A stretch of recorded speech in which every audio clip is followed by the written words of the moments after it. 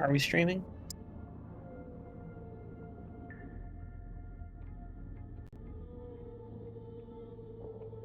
Uh,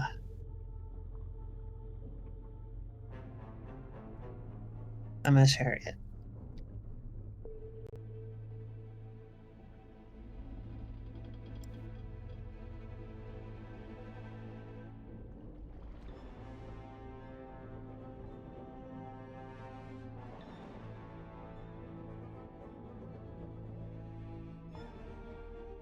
Oh,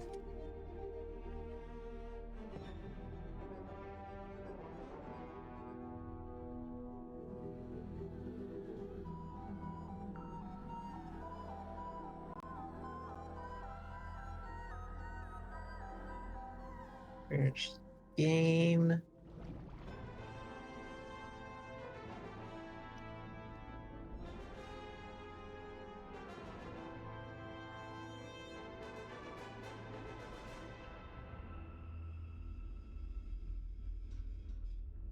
Oh,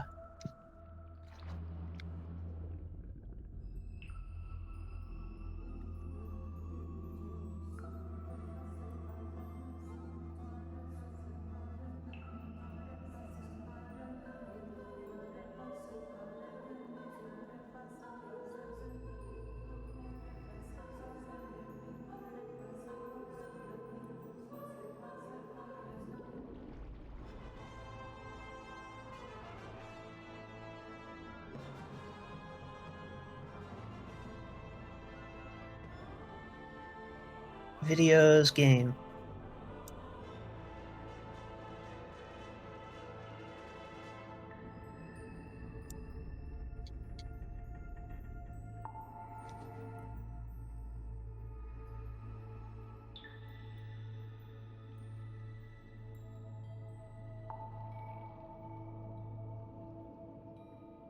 The mermaid. The masks. The mermaid mask. Not the mermaid's mask. The mermaid mask without S. I have to. I have to get the concept of the mermaid cannon out of my head. What's that? It's just a stupid joke that a guy came up with way back when. He was like playing one of those asset flip games, which is like constantly in early access and just like eternally being developed as people were criticizing it. Mm-hmm. And so he came up with the joke where people should like in seriousness suggest to the guy that the game would be better with a mermaid cannon. Uh-huh. And they're like, is that a cannon that shoots mermaids, is a mermaid, or Belongs to mermaids. you only shoot mermaids with it? And it's just like, well, let's just see how he reacts.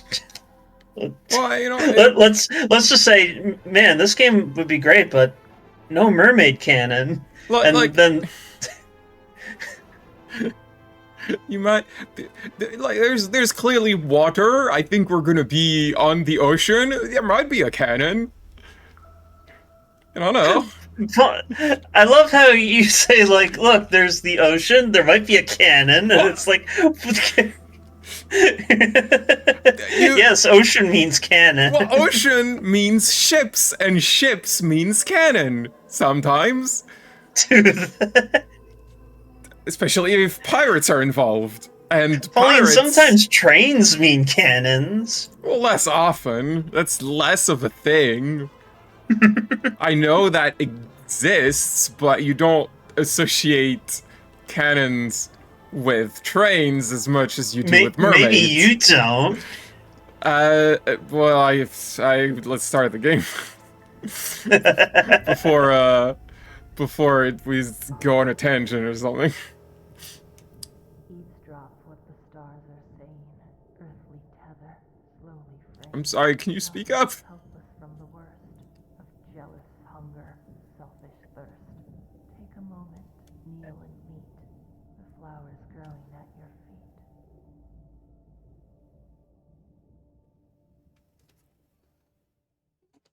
Is that what you say to everyone you Kill?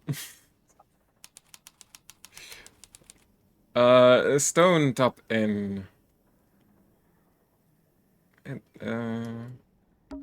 It's some book Sally's been reading. She insisted that we bring it with us, although I'm not sure why. The game is awfully quiet for me. Uh, I feel it like is. I have like Let me just weird make it. audio. I'm gonna make it a little louder because it's always like when I start a new game and you know, I'd change console and shit. I always have to like adjust the audio a bit because it's everything has different volumes and stuff. So that's a new thing. All the items are 3D and you can like spin them. Apparently, like I saw briefly on the like I don't remember if it was the Steam page or whatever, but that was like the big thing that they boasted about, like the new feature. Look at all the items they modeled. That's cool. Hex of the Helmsman. That's a coolest cover. Although that ship is that's barely a ship. That's so tiny, or maybe he's giant. Look, the perspective is weird. It's artistic license, you know. Yeah. There's a photograph of a well-dressed man on the inside cover. Is that the author? J.D. Werman. Read. Oh God, I can read the whole thing. Something terrible awaits you in the depths. Will you face it?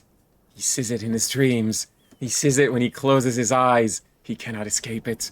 But what is it? Renowned helmsman Marcus Mordoom. Marcus Mordoom. That's a great name. Is a man with a singular purpose. He will not rest until he uncovers the truth of what's really hiding beneath the waves. Oh, this is Innsmouth. Just That or the town in lies beneath. This guy is just Lovecraft. Hailing from a small fishing town named Silkworm-on-Sea, J.D. Werman moved to the big city to write his first novel, and it's that novel that's already carving him out a place in the annals of history. As Werman's mastery over the typewriter shines through in every beautiful crafted sentence, the only question I have is, how can he possibly follow this up? And then he never wrote anything. For T.W. Ibis, for imparting upon me what it is to love the art of writing. Chapter 1. Lost at Sea. Marcus Mordoom tightened his grip on the wheel and stared out across the bleak horizon. On this morning, the familiar frigid air of the South Sea... Let's try that again. On this morning, the familiar frigid air of the South Sea carried something more than salt spray as it whipped around his weathered face. On this morning, the familiar howling voice of the wind seemed to be in a duet with a much grander voice, a voice that spoke in a language that Mordoom could not understand. Not yet. Yeah, I'm not reading this. The end. Books of the Helmsman by J.D. Werman. Looks like Sally's read through it. I wonder what's so interesting about it. I don't yeah? Magnus Mortuga. Oh, it's because I clicked away, he said that, okay. So that's, I assume, the victim? Maybe? Got an interesting physique. Yeah, I mean, the art style in this game and the previous one is, I think, really distinctive and cool looking. Fishing trips on board the Dearest Selena. I'm guessing that's the name of the ship. Enquire with Felicia Stonetop at the bar, or with Sylvia Seafoam at the harbor. It's a painting of a sea serpent. Wait, is it a serpent if it has legs? What do you think, Sally? Ah, thanks for clearing that up. It's not Clancy enough. It really needs like a big Scandinavian looking muscly guy with an axe, like Or wrestle two it, swords. or two sword. You know, it's like real Volgar the Viking type guy. There's nothing written on the barrels. I'm sure they were once filled with some kind of wonderful, unsanctioned local ale. Gotta get it all Clancy up in here. Gotta get your ale sanctioned here. What the fuck is this? Prohibition? Lamps. They've stopped giving out light and taken up dust collecting. That's also what I plan to do when I retire. It's the case file. The reason we're here. It was left for us right here on the bar. I just leave it right there. Not even gonna have someone show up to, like, show us around. Tell us what's happening. For Detective Grimoire. Single handwritten letter and 2 photographs.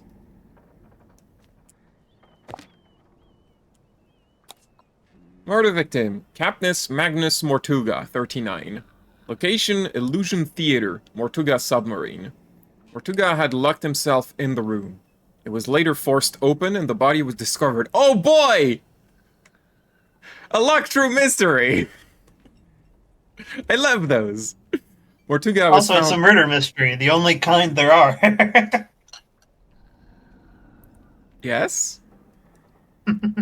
That's why you don't need to say a murder mystery, you can just say mystery. What other kinds would there be?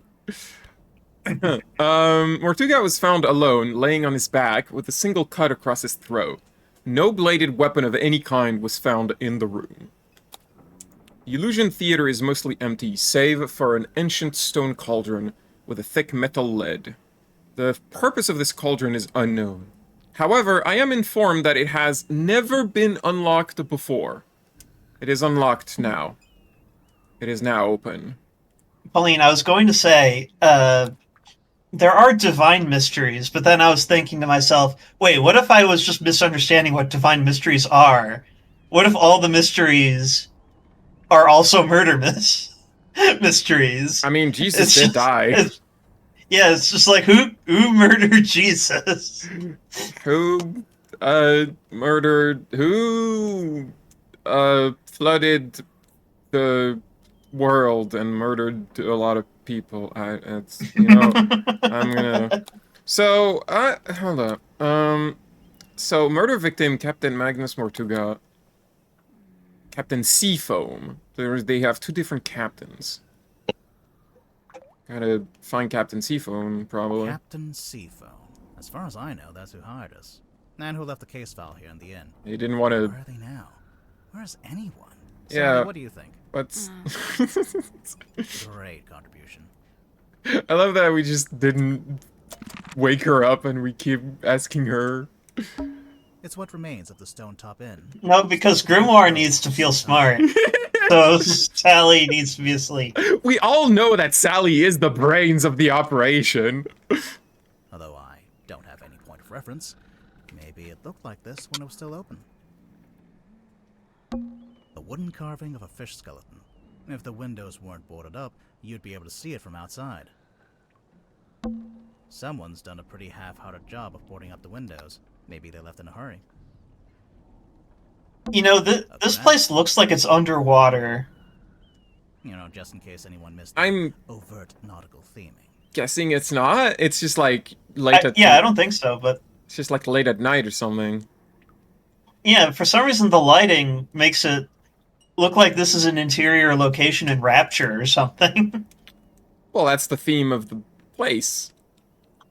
You know? I don't suppose there's anything else I can look at before bothering her. It's Sally. She's fast asleep.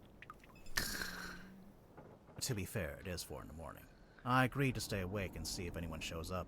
So far, nothing. I thought I heard something outside. Hello? Yes? Hello? Is it a whale? Is... Sally, wake up. We have to go. Why? Because there's an eerie green light trying to lure us outside. Oh, that's a pretty good reason. I'll get up. Look I at love her. I think it's time to go outside. To move around, use the map button in the bottom left. No, I know what the buttons are. I just wanted to poke her again. I think it's time to move around. Alright, use the map fine. button. Look at her. Ooh, boy. You know, this map implies that there's going to be a lot of stuff underwater. See, I told you. I mean, we were told that the murder scene was a submarine.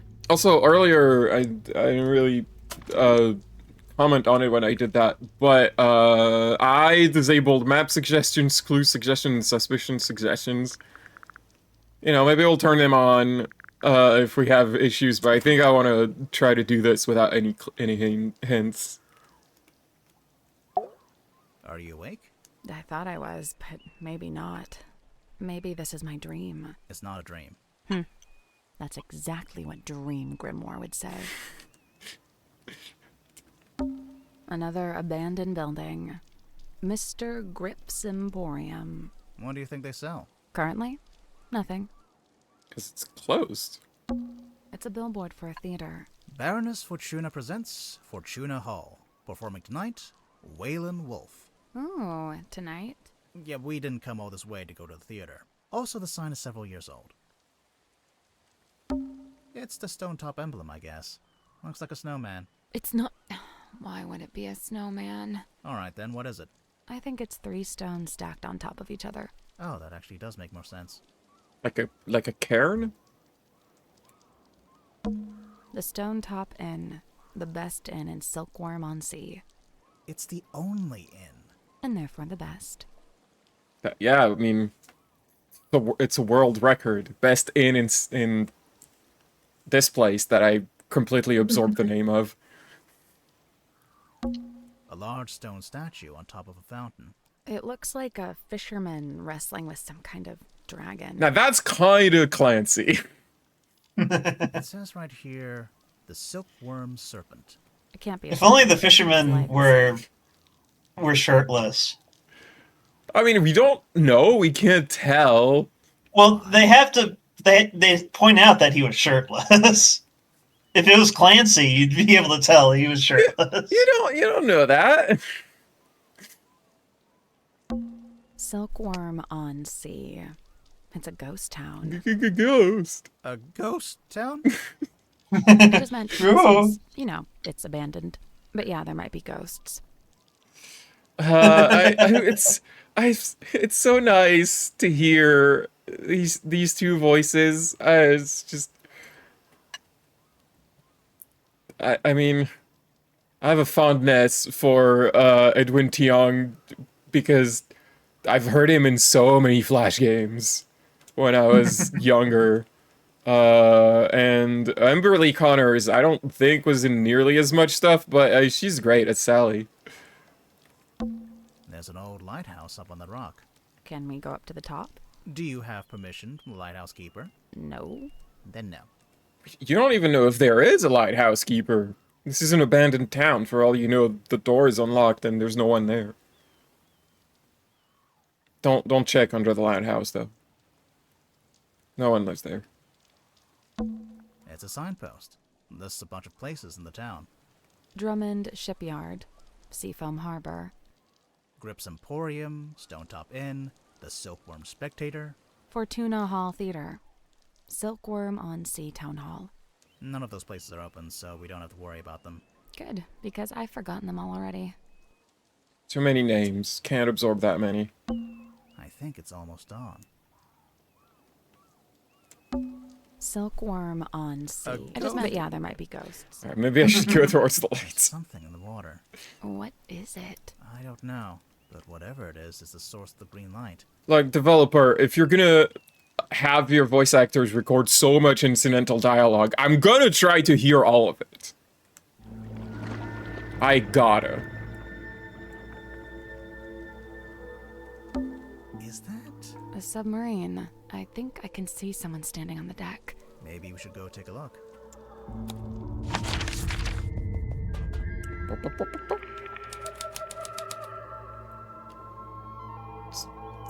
Is that someone? An old wooden boy with a face. A boy? A buoy? How do you say that word? Bowie was You said boy, but a Bowie, like a Bowie knife or David Bowie. like a David Bowie knife. Whoa. There's nothing else to look at, I guess. I'm just amusing myself by spinning stuff. Wee. This is where the green light was coming from. I noticed it started to fade as soon as we stepped onto the deck. So it's a buoy that doubles as a lighthouse? The opposite, really. A lighthouse warns you to stay away. But this thing lured us in.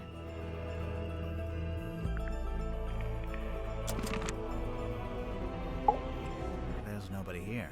The door's open, though. Somebody must have opened it after the submarine surfaced. Does that constitute an invitation? It's Looks like it initially said Seafoam, but that got crossed out, and now it says Mortuga. I'm getting mutiny vibes from this. I don't know about you. It's the wrong way around. What? Take another look at the case file.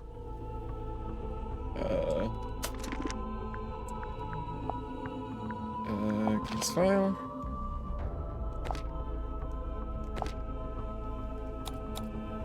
What? Illusion Theater, Mortuga submarine. So this is the Mortuga submarine.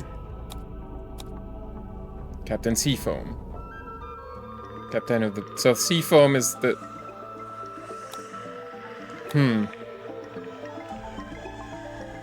Oh my... Boy, that music's going hard.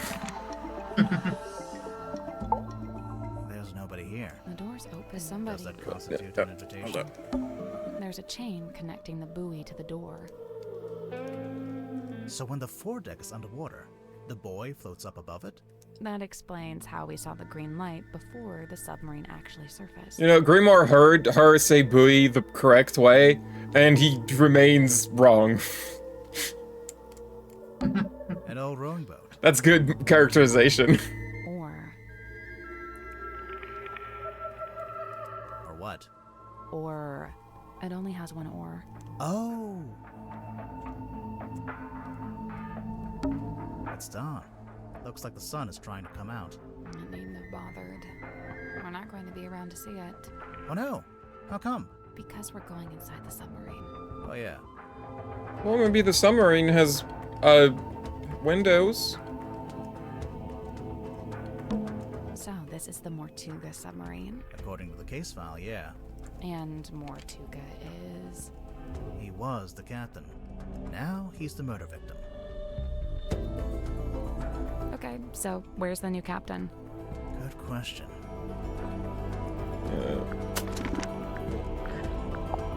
I'm gonna...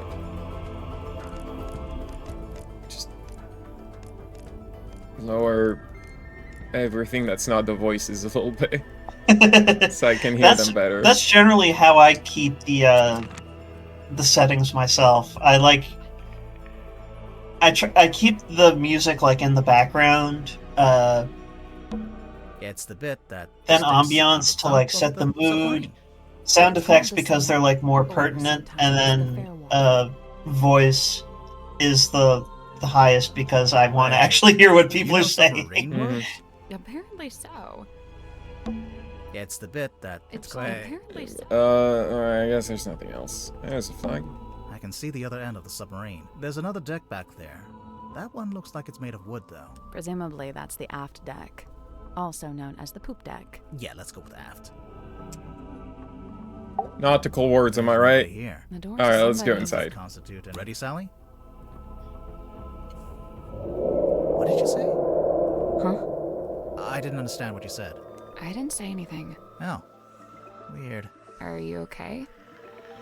Yeah. Are we sure we're here to investigate a murder? Are we sure we're not gonna get kidnapped? By submarine people? What's at the bottom of the ladder? Oh boy. I can't see. Jimmy Beast is down there. Oh no! Should we go back up? This is the worst. Wait, I think there's a lever. She suddenly got into the less echoey zone. Uh-huh.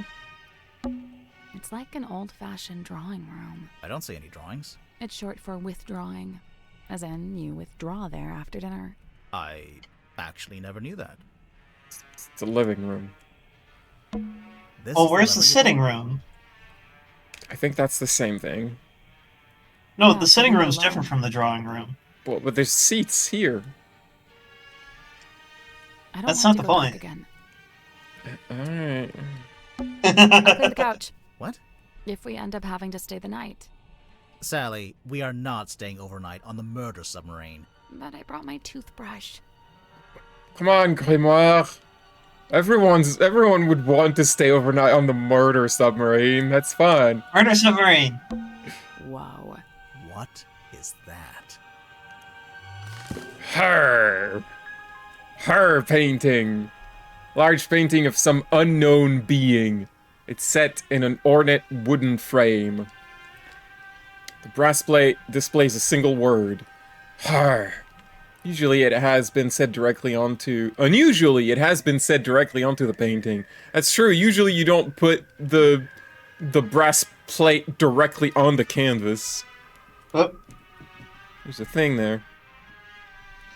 What's that? but yeah, Pauline, remember to keep the nautical pronunciation. It's her. Arr, I can't do pirate voices.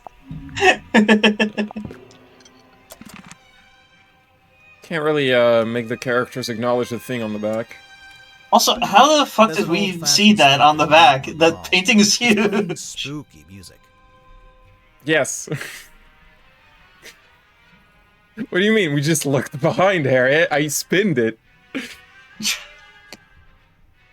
You spun The it. kind of music you'd hear at a fancy party for vampires. Oh, maybe the really snooty, snobbish vampires. I don't know.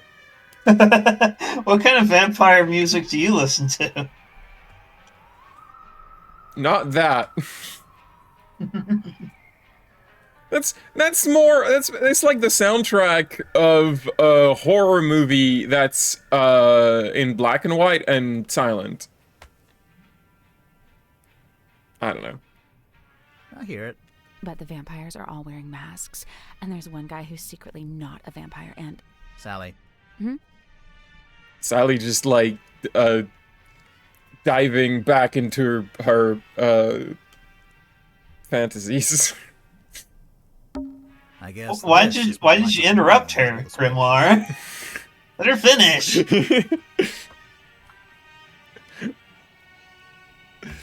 Grimoire never lets them finish.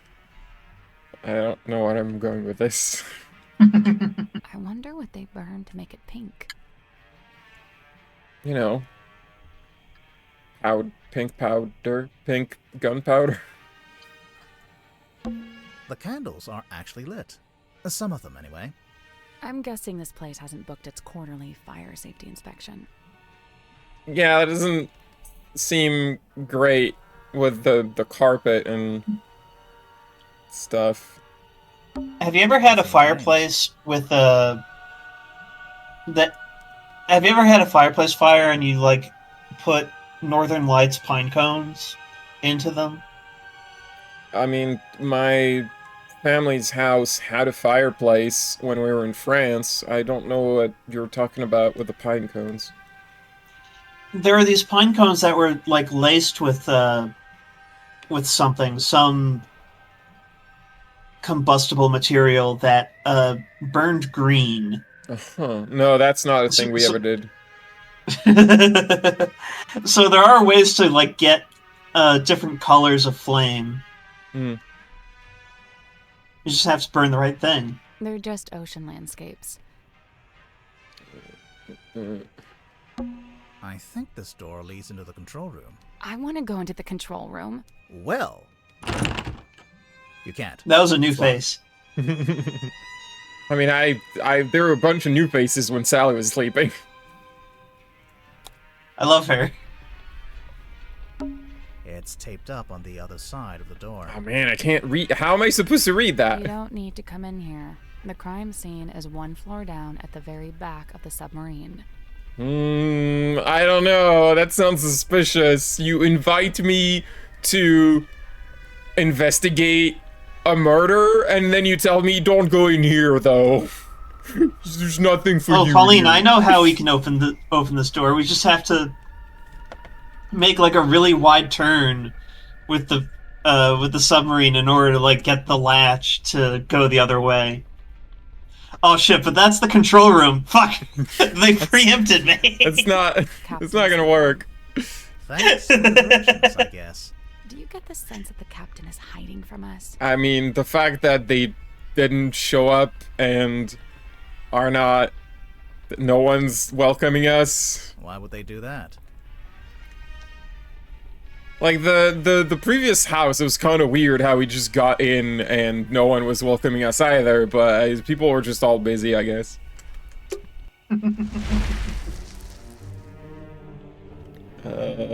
What? Now what? What's making the noises when we enter rooms? So I guess we can go any of these ways. Well, Straight. let's head to the crime scene first. Why do you... Oh, this one. Okay. Sure. Whatever. Pauline, that was the control room. We can't get in there. Well, but maybe if I use the map, it bypasses the lock. Meanwhile, magic. This looks like dead coral. Is Coral ever alive? Yes? Do you not know about coral, Grandma? Coral is... are marine animals, dude. What? Yeah, they're animals. I love this dumbass. They're animal colonies. I love how dumb he is. Pufferfish lamp. A timeless classic. A wooden chandelier. Wait, are these windows or lights? Both. It's a good idea, since you'd never get any natural light down here. It's a big metal statue of a serpent. There is a cabinet built into it, but I think it's locked.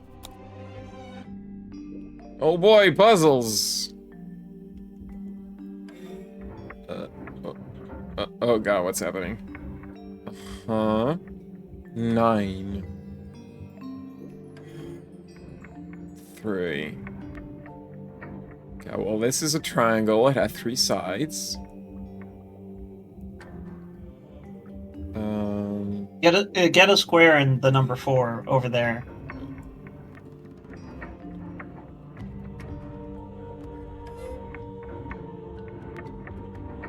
Oh, there we go. Yeah, get that Cheez-It in there. Uh-huh. 7, so I would want... like that? Yeah, that. I did it. I did it! I did it. Me, Sally. Me! Good job. I'm I love Sally. her. The little cabinet opened. I'm Sally now. Anything in there? That's right. It's a sun tablet, a brown glass bottle containing 3 varieties of tablets. I don't think you should be mixing your pills. I think you should keep every kind of pill in different bottles. This seems like a bad idea. Mystery pills. Uh-huh. So mysterious. So you got, Spyro, Estrogen, and Dr. Mario.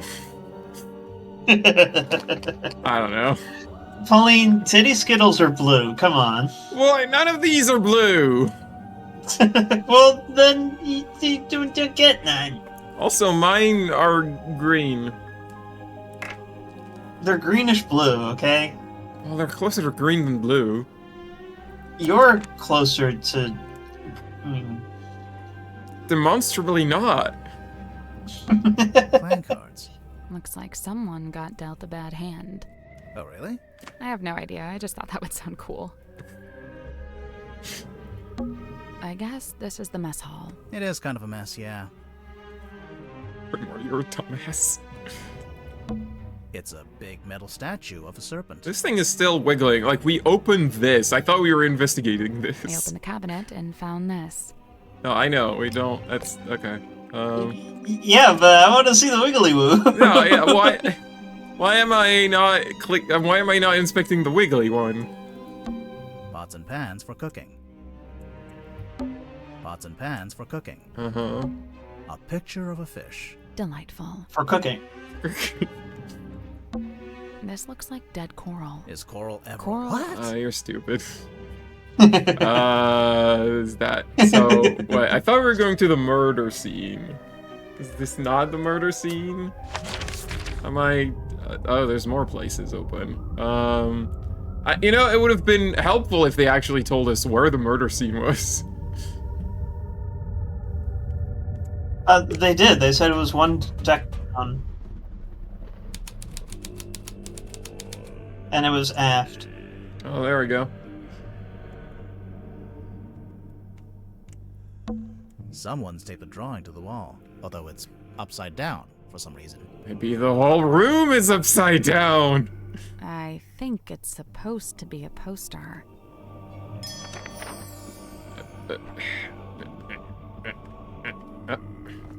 Lady of the Looking Glass. Unfathomable, beyond anything I can imagine. Inconceivable. I don't know what to believe anymore. Title here, Illusion Theater. I like this little Grim Reaper with a scythe. E.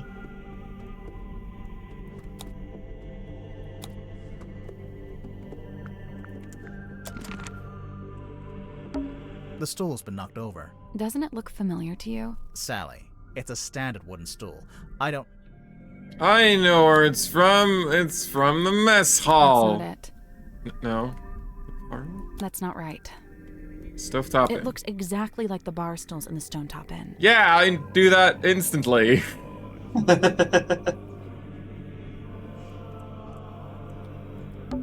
So this is the Illusion Theater. It's very small for a theater. It's basically just the end of a corridor, separated from the rest of the corridor by a door. There's like a thing here on the ground. So this is the I guess that's not actually a thing. There's a cloth hanging up on the wall. You see, Pauline is taking a note from Disco Elysium and is going to solve the murder mystery without examining the body. Look, you examine the body last. All the clues are gonna be around the body. The body is the least important thing. What's most important are the muddy footprints. Yeah, the stargazing girl. Oh, hey, they are writing about me in there. Wait, are you a stargazing girl? I wish. I think there's too much light pollution in Montreal to really see the stars. Oh. There's a little. Have you ever looked at the sun? I don't think you're supposed to do that. Well, there are certain telescope lenses that you can use to look for sunspots. Yeah, I don't think that's a good idea. Well, I had said that there are certain lenses for it. It's still the sun. I don't really want to get blinded by it. I'm good. Well, Look, I just don't. The sun and I are not really friends. me neither. I'm guessing That's why we have to learn the sun's secrets. There's a bottle, a Find out. moon vial. Small glass bottle found smashed on the floor in the Illusion Theater. A spilled purple Got all the liquid. moon goop all over the place. Yeah, the spilled purple liquid has a subtle botanical scent. A small paper label is marked with a simple picture of a moon. Or A crescent is moon. it? For all you know, it could be an apple that's been eaten. I mean, that's what the moon is. I like the idea that I'm like levitating the goop and the bottle together. It's a little window and looks out into the endless, dark void of the ocean. Why did you phrase it like that? I don't know. Because it's poetic? Grimoire? Because it's cool? Someone's hung up a banner with the words illusion. Also, the ocean's fucking scary. What's the illusion, I wonder? Well, you know... It's like... It's not so much the creatures that live in there. They're weird, but really it's the lack of oxygen. Breathable oxygen, I should say. There's plenty of oxygen. It's just attached to this pesky hydrogen that makes it unbreathable. You know, I think this room's had some kind of rebranding. Do you think? Rebranding from what? What was it before? Possibly nothing. A small room like this wouldn't normally have a name at all. Like the end of the corridor, you said so yourself earlier. And this is the cauldron? Not quite what I was expecting. A stone cauldron. An ancient-looking stone cauldron. Was found in the Illusion Theater in front of Mortuga's body. The glittering interior of the cauldron is marked with several deep scratches. The exterior is spotted with algae and barnacle. So do we think that someone was in there and tried to scratch their way out? In panic? It looks like it was made of a sea mine. Or maybe it's just like... Oh yeah, I see what you mean. It might just be like for the atmosphere, the vibes, not necessarily an actual one. You know? I can shut it. I like that if you shut it, it also removes the text. Well, it contains the text. I see. The text just pops out. Yes. The case file said it had never been unlocked before. What? When you say never, never what? Never been unlocked before what? Because, like, surely when it was built, they had to open it. Mortuga's stone cauldron. Oops. Because just even the act of placing the hinges means it was open at that point, right? Well, it wasn't complete. Yeah, but that still So it leaves wasn't a thing. Pauline, it wasn't a thing to be open then. I like how the game is like, do you want to look at the body outline? Or do you want... No, let's turn around and look at the rest of the ship. A trail of blood. Looks like it came from the wound in Mortuga's neck. It runs straight down the room towards the back of the submarine. No, it doesn't. Not immediately. It pulls out first, then changes its mind. So, the submarine probably moved while the moida happened. While the victim died, at least. Like, it's something happened, I don't know. So, this is where Magnus Mortuga died. It's just like the case file said. He landed on his back with the cauldron at his feet. He was killed by getting cut across the neck, right? Yeah, you can see that's where the blood came from. But there's no weapon. No knife or anything. Not even a painting of a knife? Nothing. We just see the painting. It should like float by in the portal. Like from the previous game? Yes. This place gives me the creeps. That cauldron especially. I keep staring into it like I'm going to see something. But it really does seem to be empty. To quote from the case file, Mortuga had locked himself in the room. It was later forced open, and the body was discovered. So Mortuga was alone in a locked room. A very small locked room. There really isn't anywhere for a murderer to hide. I'm not so sure. I think there is a hiding place. The cauldron. Okay. Killed. Locked, replaced, unlocked, removed. In order to frame somebody else. And something inside. Kill the person inside. Someone told him to. Was killed by what was inside.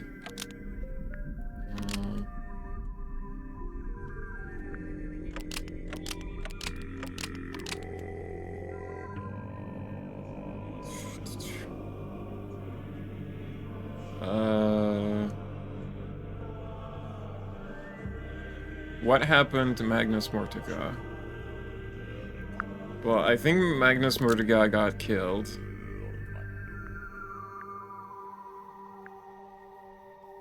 But the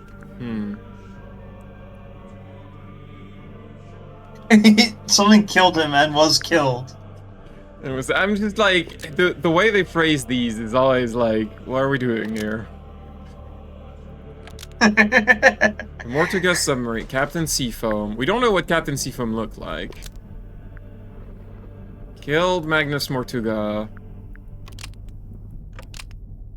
in order to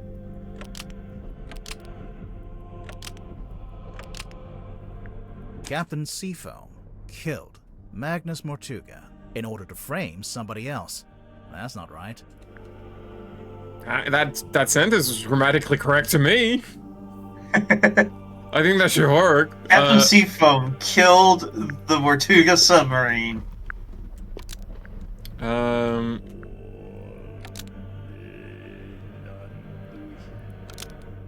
Locked. He locked the bulkhead door and was killed by what was inside. Magnus Mortuga locked the bulkhead door and was killed by what was inside. That's not right either. The cauldron? Open the cauldron. Unlocked. Unlock the cauldron.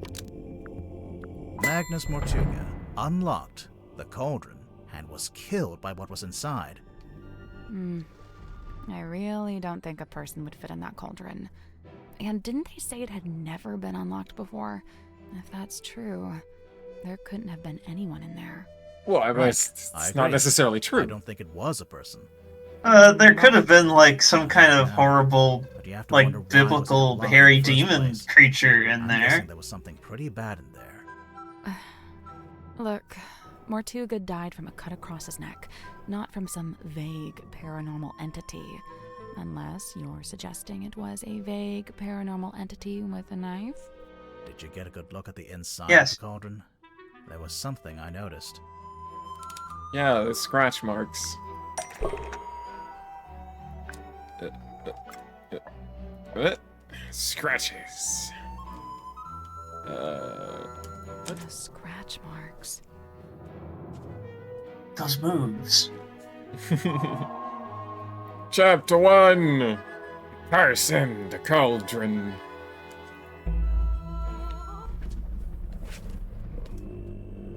He was killed by the curse.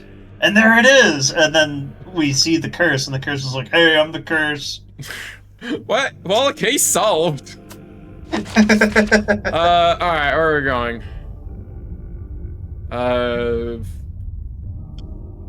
Well, let's be organized. Top deck first.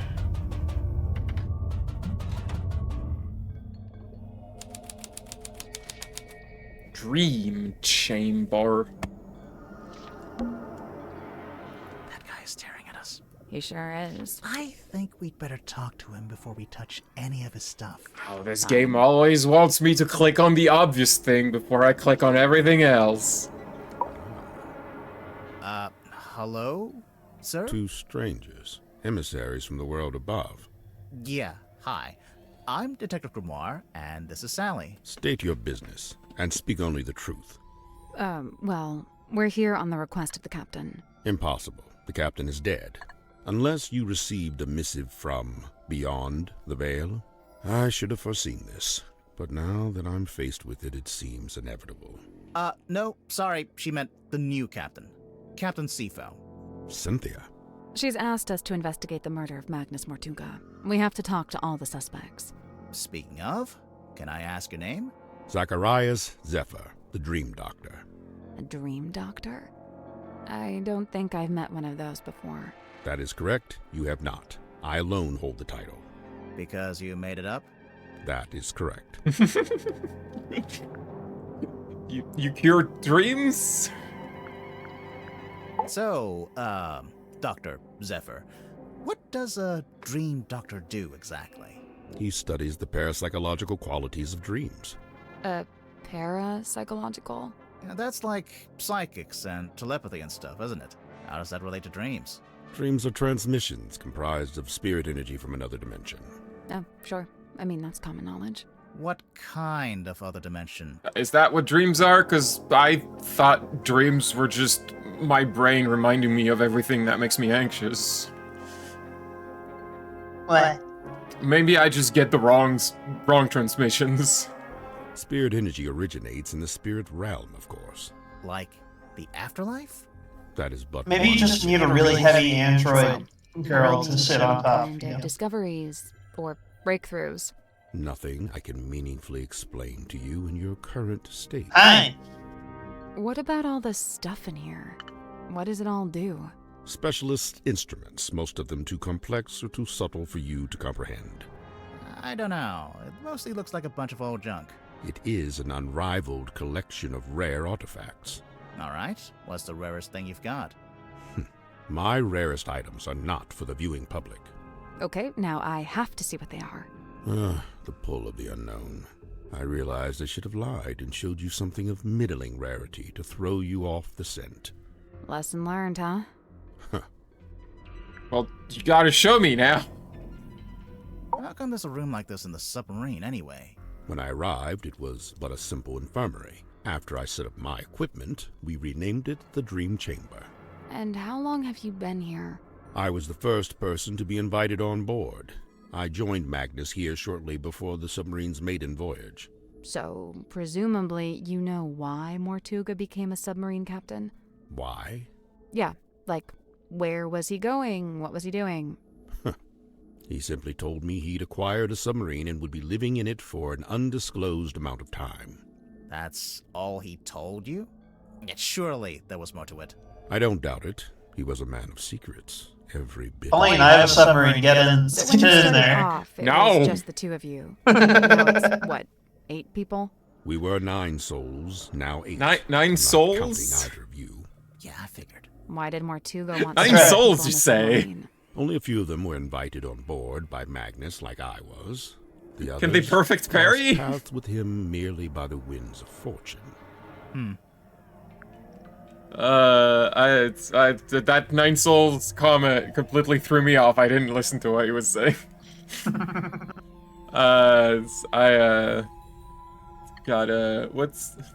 What does the third eye tattoo do for you?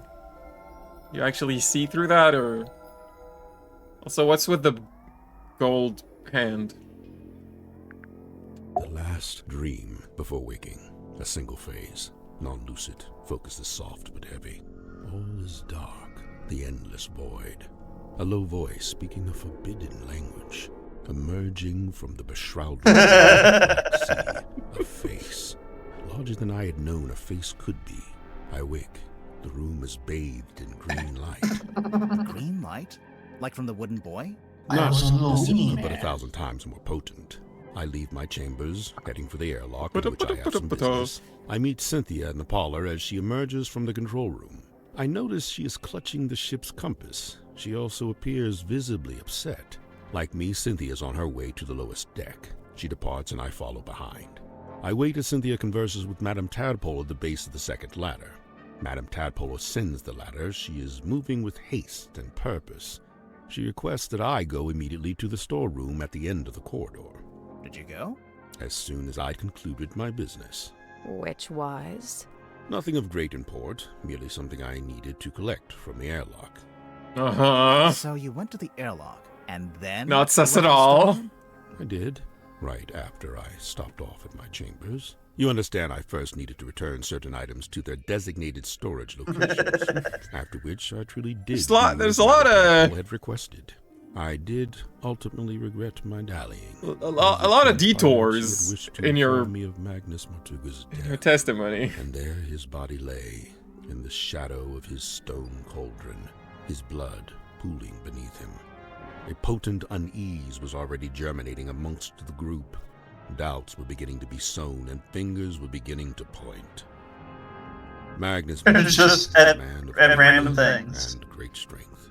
It is hard, still, to accept that he has left us. Well, you know the meme where two Spider-Mans are pointing at each other? It's basically that, but everyone's pointing at each other. How did you meet Mortuga? It was on my first visit to Silkworm many years ago.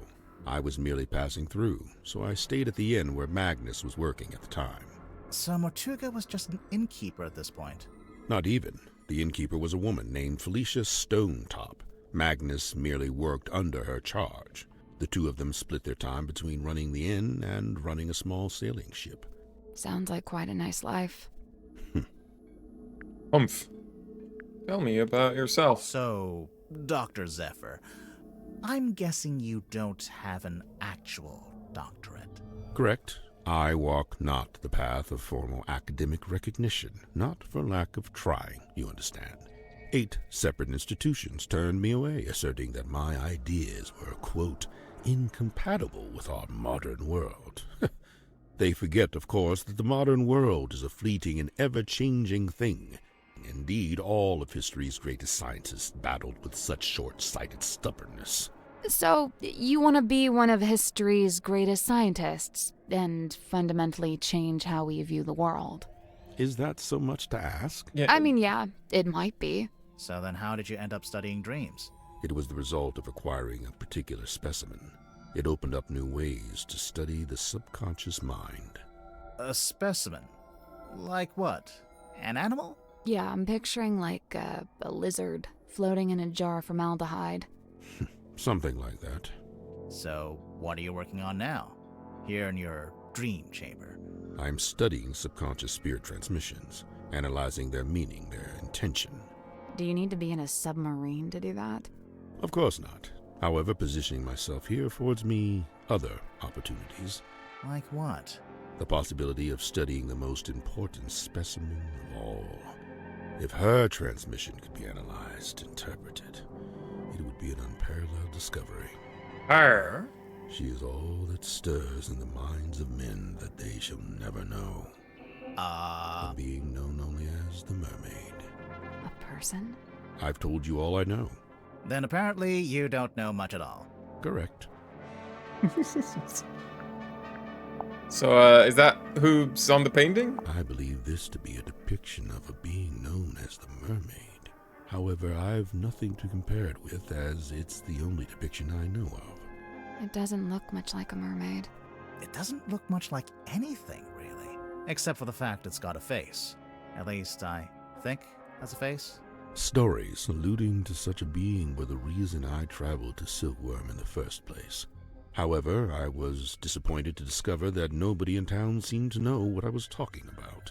It seems to be a secret held by only a very select few. Alright, what do you know about that stone cauldron? Before we left port on the submarine's maiden voyage, Magnus asked a favor of me. He wished for me to venture into the Stonetop Inn, collect this cauldron, and bring it on board. Why couldn't he do it himself? He'd have been strong enough, surely. I'm not sure exactly. I was already preparing to bring a large amount of heavy equipment on board. I suppose Magnus considered it logical to fold the cauldron into that set. Was it shut and locked? Shut, locked, and covered with the sailcloth. Magnus never told me what he kept inside it, if that's what you're asking. Mermaid!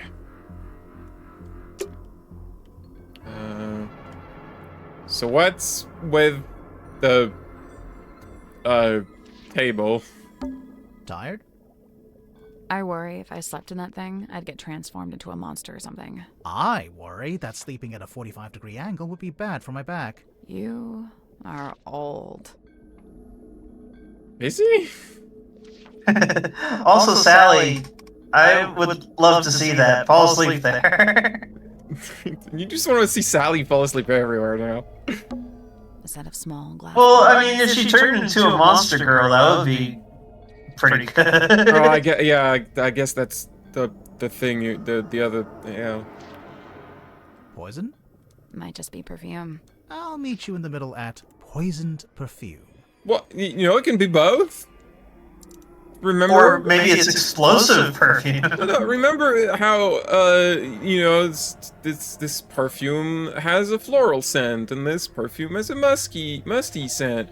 And this It's perfume not a spicy is scent. spicy, and you know they all smell nice. But what if you combine them all together, and then Odo arrests you for having poison? Drag the bottle caps and swap them onto the correct dropper. Why are we doing this? Wait, what? Okay, a crimson hue upon the label. Well, there's only one that has what I would... Is that, I guess, that one? It says non. I can't see. Well, it says non on it. And I'm kind of having trouble determining if it's like crimson or like this is red, but it's a little transparent, isn't it? Well, the burb exhales a curious vapor, so it has to be one of the bubbling ones. Aerated with effervescence. Also one of bubbly. Drips fall with a hurried cadence. Drips.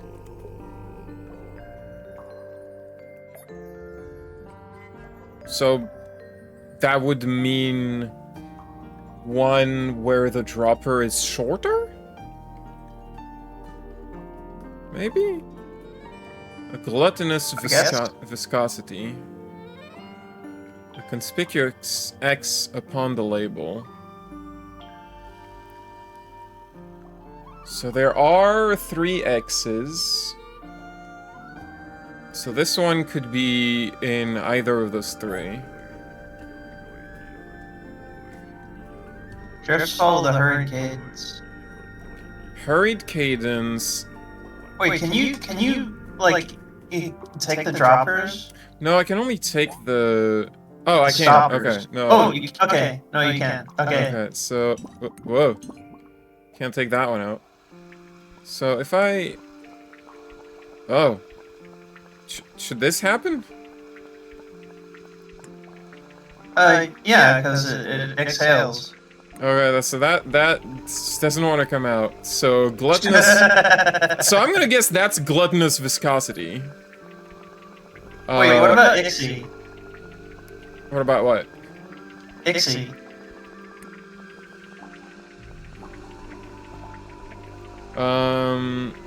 Okay, so the hurried cadence could either be the face or the one that I can't see.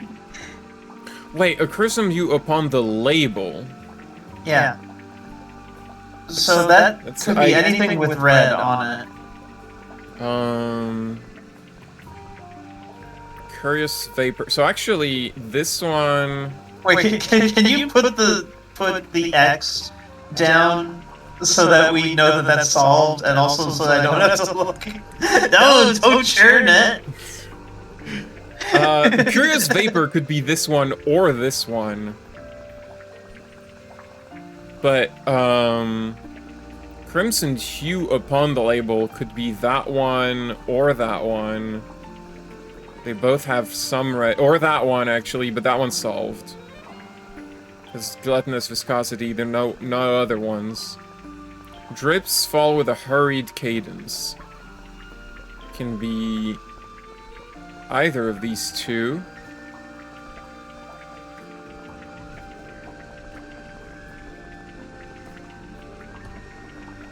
Aerated with effervescence. What does that mean? I forget what effervescence means.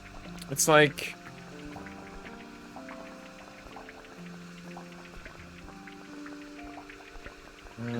Yeah? I don't... Conspicuous. I don't remember either. It's like when an effervescent medicine is like when you put it in water, it just dissolves really rapidly. Aerated with effervescence. Solve it.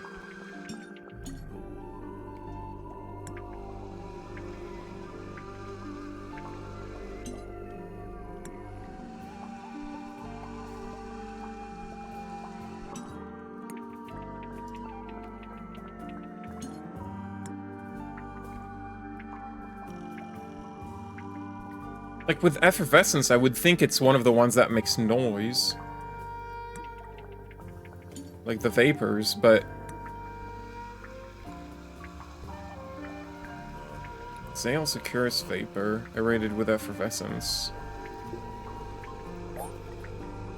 But then this one needs to have an X, so it doesn't really make sense anymore.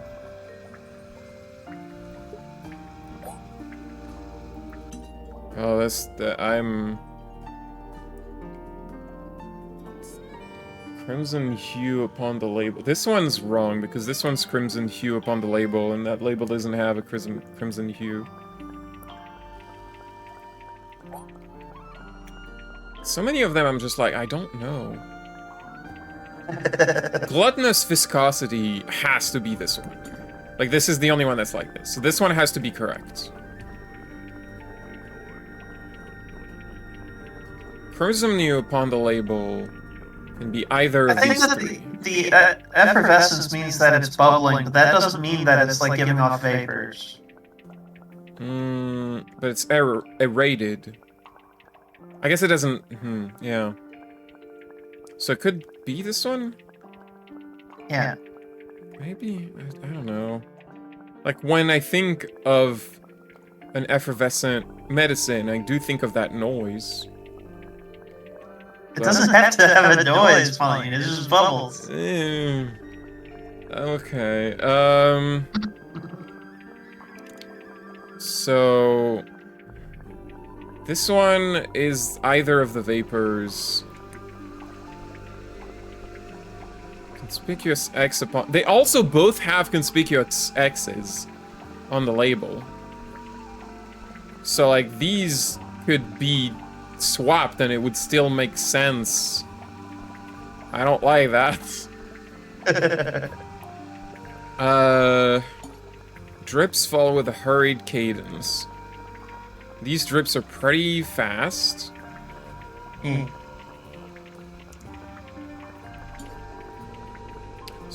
So the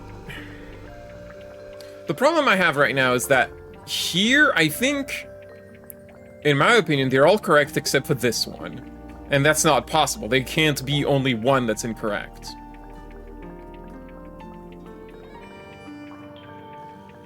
So... Is there no crimson on that label? I can't see.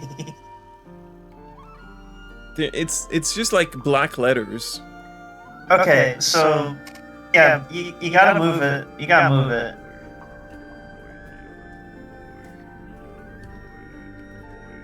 But where?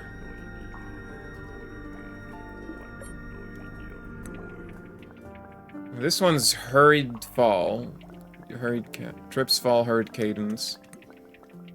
Which cannot be this. No. I don't think it's this. No. I think this one's correct.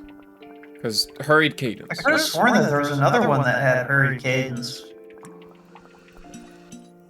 That's strange. Why is it stopped?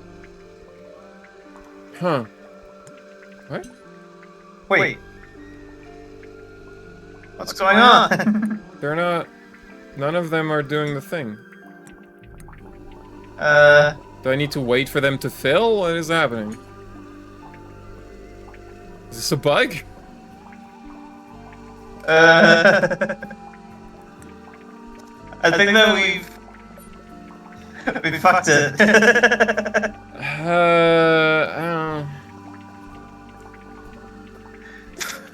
Put that on a crimson label. Then that isn't... That needs to be on a conspicuous X. Well, then don't...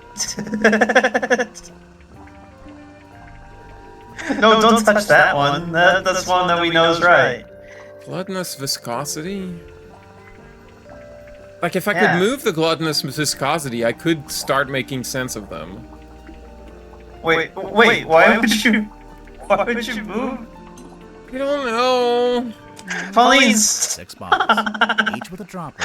why are you doing things randomly now? I guess each bottle has a specific cap that matches it.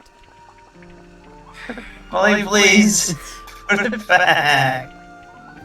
I don't understand why you did that. Because it doesn't... I'm lost. Oh, sorry, not gluttonous, it's glutinous. Why are they not dropping anymore? Yeah, that was weird. That one's doing it. Drips fall with a hurry. Well, now that goes here. Yeah. But it wasn't doing that before. And put the bird on one that has a vapor. Curious Just keep Vapor. swapping them until they, like, make sense together. Curious Vapor and Crimson Hue. So this has a Curious Vapor, this has Crimson Hue. Aerated with effervescence. Conspicuous X upon the label. There we go. You did it. I swear to God, at some point they were behaving differently, and so... They were. I'm kind of confused. This game is bamboozling me. I don't like it. Nice. Is anything going to happen? Why did you expect anything to happen? Well, I don't know why we were doing this in the first place. Because it's a puzzle. Is this guy gonna comment on the fact that we were messing with his perfume bottles? The glass moved. Let's take a closer look at that bookshelf. What's, Prophecy from Parapsychology by Halcyon Hardwick. The Seven Secrets of Onirology? The Seven Secrets of Onirology by Edward Edmonton. I don't know that word. I want to spoof her. Spoofing, If You Are Listening by Carl Cavendish. Yeah? Divine Exolinguistics by Mary Morala. A Ghost Rises Before Me by Joseph Jenkins. Ghosts! The Magician of the Soul by Annabelle August. How amateurish. A Dusty Old Cloth. This one's not really a book. Looks more like a magazine. Or like a pamphlet. Yes, it is a magazine. Caretaker's Journal. Small booklet found in the bookcase in the dream chamber. Quarterly journal, listing and inquiries. Lillian's locket. Lillian Lucian was a witch of some infamy before her untimely end at the hand of a curse.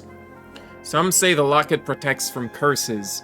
Others suggest it absorbs them, imbibing their power. 9 ounces? 9 ounces. Okay. I'm sorry, I don't function on whatever the fuck that is. We have grams here. Some people also suggest that if you should grab the locket to save, do a good choose so someone doesn't die, but then maybe they'll still die because it's actually a bad choose. I don't know why. I don't know why this made me think of Frank Stone. Silver Snake Skull. Frank Stone, they don't have a curator in Frank Stone, do they? No, it's just there was a dumbass choice that took a thing that would protect you against a curse, and it turns out it didn't. Don't worry about it. It's stupid. Let's move on. Frank Stone is for shit. It is. Silver Snake Skull, the disembodied skull of the mysterious silkworm serpent. Notably, it has no eye sockets. And therefore no eyes? Use discretion, as several high-quality fakes are in circulation. His golden palm... Hey, I think he's wearing that. Made from an unknown material, 90% similar to gold... What does that mean? What? Well, Okay, Colleen, remember that there was the beetle that had the that had the exoskeleton that was similar to gold. Oh my god, is that where we're going? What does it mean for something to be 90% similar to gold? Like, in terms It's of almost gold. in terms of atomic composition, like, does it mean it has 90% gold in it, and then it's an alloy that has also 10% of bullshit? Or It's almost gold. is it like a secret element that behaves a lot like gold, but is a different element? What are we talking about here? You can't just say, oh, it's 90%. 90% of Yeah, what? it's 90% similar to gold. 90% of what? 90% of the qualities of gold. That's not how you use numbers! The mermaid's tongue, said to facilitate communication with she who lies beyond the veil, requires a special key to operate. Both the key and the mermaid's tongue itself are rumored to be lost at sea. Name your price. That looks a lot like the fucking buoy. I think that looks a lot like the thing that I've been avoiding clicking.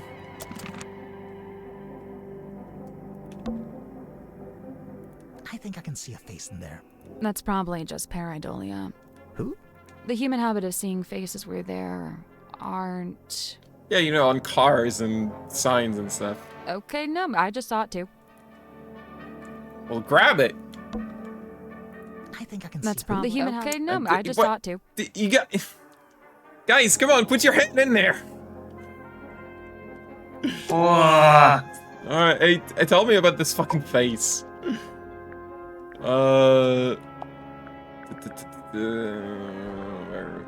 Wait, did we not pick up that thing?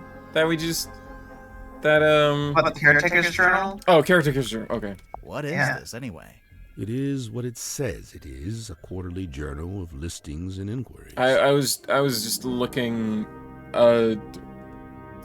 my brain was trying to, like, sort items in order that we picked them, and that's not how they're organized. I noticed the prices are listed as ounces, and that's gold, I'm pretty sure. These numbers are merely a way to ascribe a universal value. Most transactions take the form of a trade, exchanging items of equivalent worth. Oh, wait, so are these things that people have and they want to sell? Or is it stuff people want to buy? Both. What about that last one? The mermaid's tongue. Likely the most contentious item ever to be listed in the journal. Desperately coveted by those who believe, and disdained by those who don't. Those who believe what? That such a thing could even exist. A mermaid? No, those exist. I know one. Hey, why is... Can you kiss that mermaid? I don't think she's really into kissing, is the thing. That... Wait, who's the mermaid? Don't worry about it. Oh, I want to know the mermaid. You're not acquainted. Oh. I'm sorry. Why is the buoy like this? How long has this been chained to the foredeck? Do you know? Since the conception of the submarine, as far as I know. The conception of its current incarnation, I should say. The wider history of the vessel reaches back a good deal further, of course. Was this a war vessel? Because, I mean, there's not a lot of submarines that aren't for war. Like, there's war submarines, and then there's James Cameron's unique personal collection of, like, pods that he took down to the Titanic. You know, and those are two distinct categories, and I don't really expect this one to belong to James Cameron right now. And then there's trash that just blew up, imploded in the sea, but we don't really count that.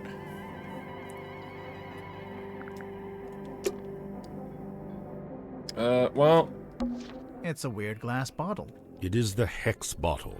Yeah, I knew that. Uh-huh. The Hex bottle. Strange object floating inside. It was found in the dream chamber. A subtle floral smell is gently emanating from within the bottle.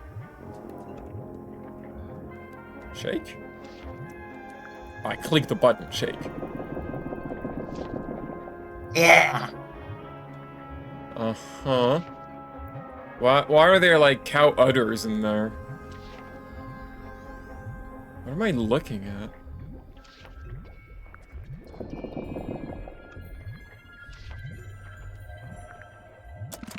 Huh. What's the... Explain this hex bottle to me, sir. Okay, I'll bite. What's a hex bottle?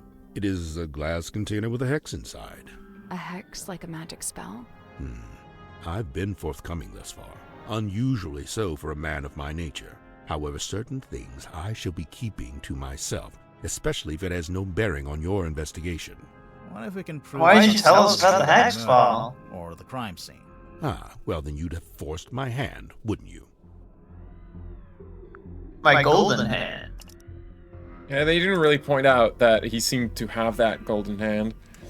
Well, I mean, that golden hand has four fingers, and his has three, because all characters have 3 fingers. I think that's just because when you put it on, it switched to his art style. What's on those wall charts? Sacred geometry. Is that a heavy metal band? I mean, probably. It could be both, you know?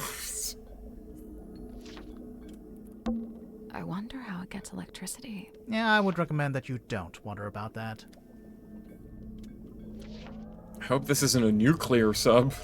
The Why cabinet not? is full of scrolls, but, I don't know, I just wanted to say nuclear subs.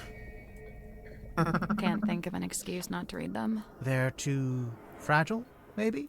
Hell, just say they're blank. No one will know. But I want to read them. I can't see anything important on these shelves. Good, because I couldn't reach the stuff at the top if I wanted to. So tiny. Don't trip on that wire, Sally. Wasn't gonna. Pauline's making fun of people's Just take a height. look in this cabinet. Watch out for spiders. Ugh. Yeah, I don't. We're on a submarine, remember? Ugh. Sorry. I do seem to need constant reminding. No spiders on a submarine. Big glass bell jars with creepy things inside. If I had a penny for every time we go somewhere and there's big glass bell jars with creepy things inside. I would have a lot of pennies? I can't. Good, because I. Well, I feel like Pauline, there's- don't make fun of people for not being able to see on top of shelves. It's a weird metal helmet. It is the dream helmet. Of course it is. the drill met. Oh, I've played the Dream Machine. I know what this is about. Piece of equipment found in Dr. Zephyr's dream chamber. A large brass funnel is attached to the top of a pair of leather goggles. I guess those are the yeah, that's weird. Curiously, the goggles are fully opaque. You can't see anything while you're wearing them. The goggles, they do nothing.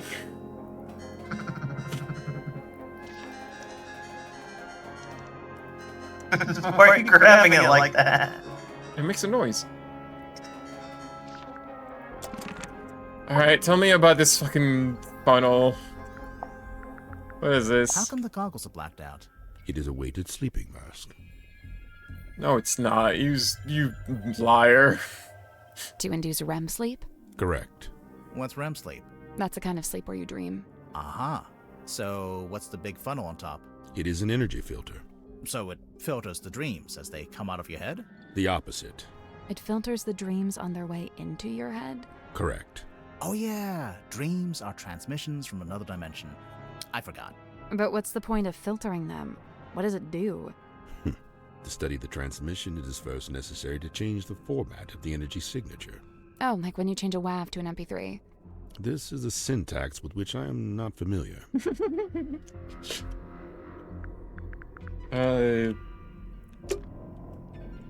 That's funny. It's a weird crystal orb, It is the fog ball. The fog ball. if you say so. Yeah, that's what I call the orb I ponder as well.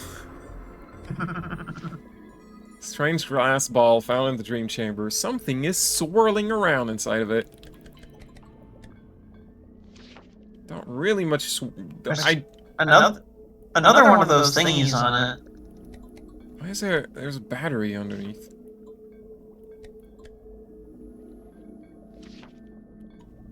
Hmm. Alright, do you ponder this orb often, sir? Where do you get this from? It is on loan from Miss Silkmoth. So it's for some kind of magic trick. I thought it was a crystal ball, like a fortune teller would use. Indeed, it is a divining orb of a sort. However, I am not using it to see into the future, for such a pursuit is not but folly and nonsense. Right. But I'm sure whatever you're using it for is totally rational and sensible. It's a paperweight, isn't it? Do not question the orb. I'm always telling him that. Do not question the orb. Alright, I can't really see anything else worth clicking on. Big glass bell jars. If I had a penny. Yeah, for penny. I think we got everything. It's I missed something, I don't know. I'm blind.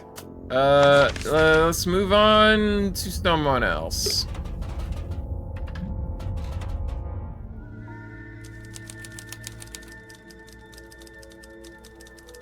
Hey, I know who that is.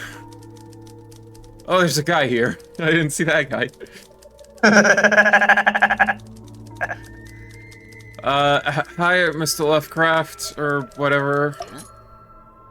Sir, if you have a minute, I'm Detective Grimoire, and this is Two detectives, one short, one tall.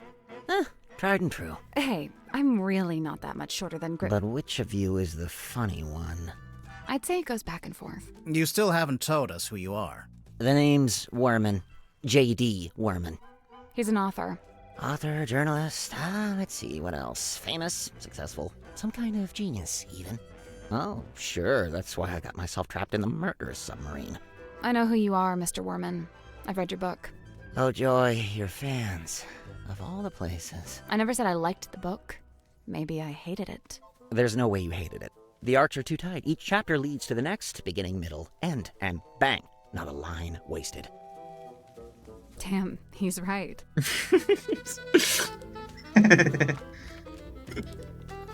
She's like, you don't know, maybe I hated it. I didn't.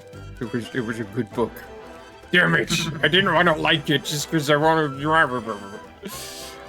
Anyway, tell me about yourself. So, Mr. Werman, you're a famous author. That's what they tell me. How did you end up on the submarine? He has 4 fingers. Why? I wanted somewhere quiet to work on my next novel. Minimal distractions. Not saying it's worked, but, You're writing a sequel? Trying to. Hang on. A sequel to what? Grimoire, are you not paying attention?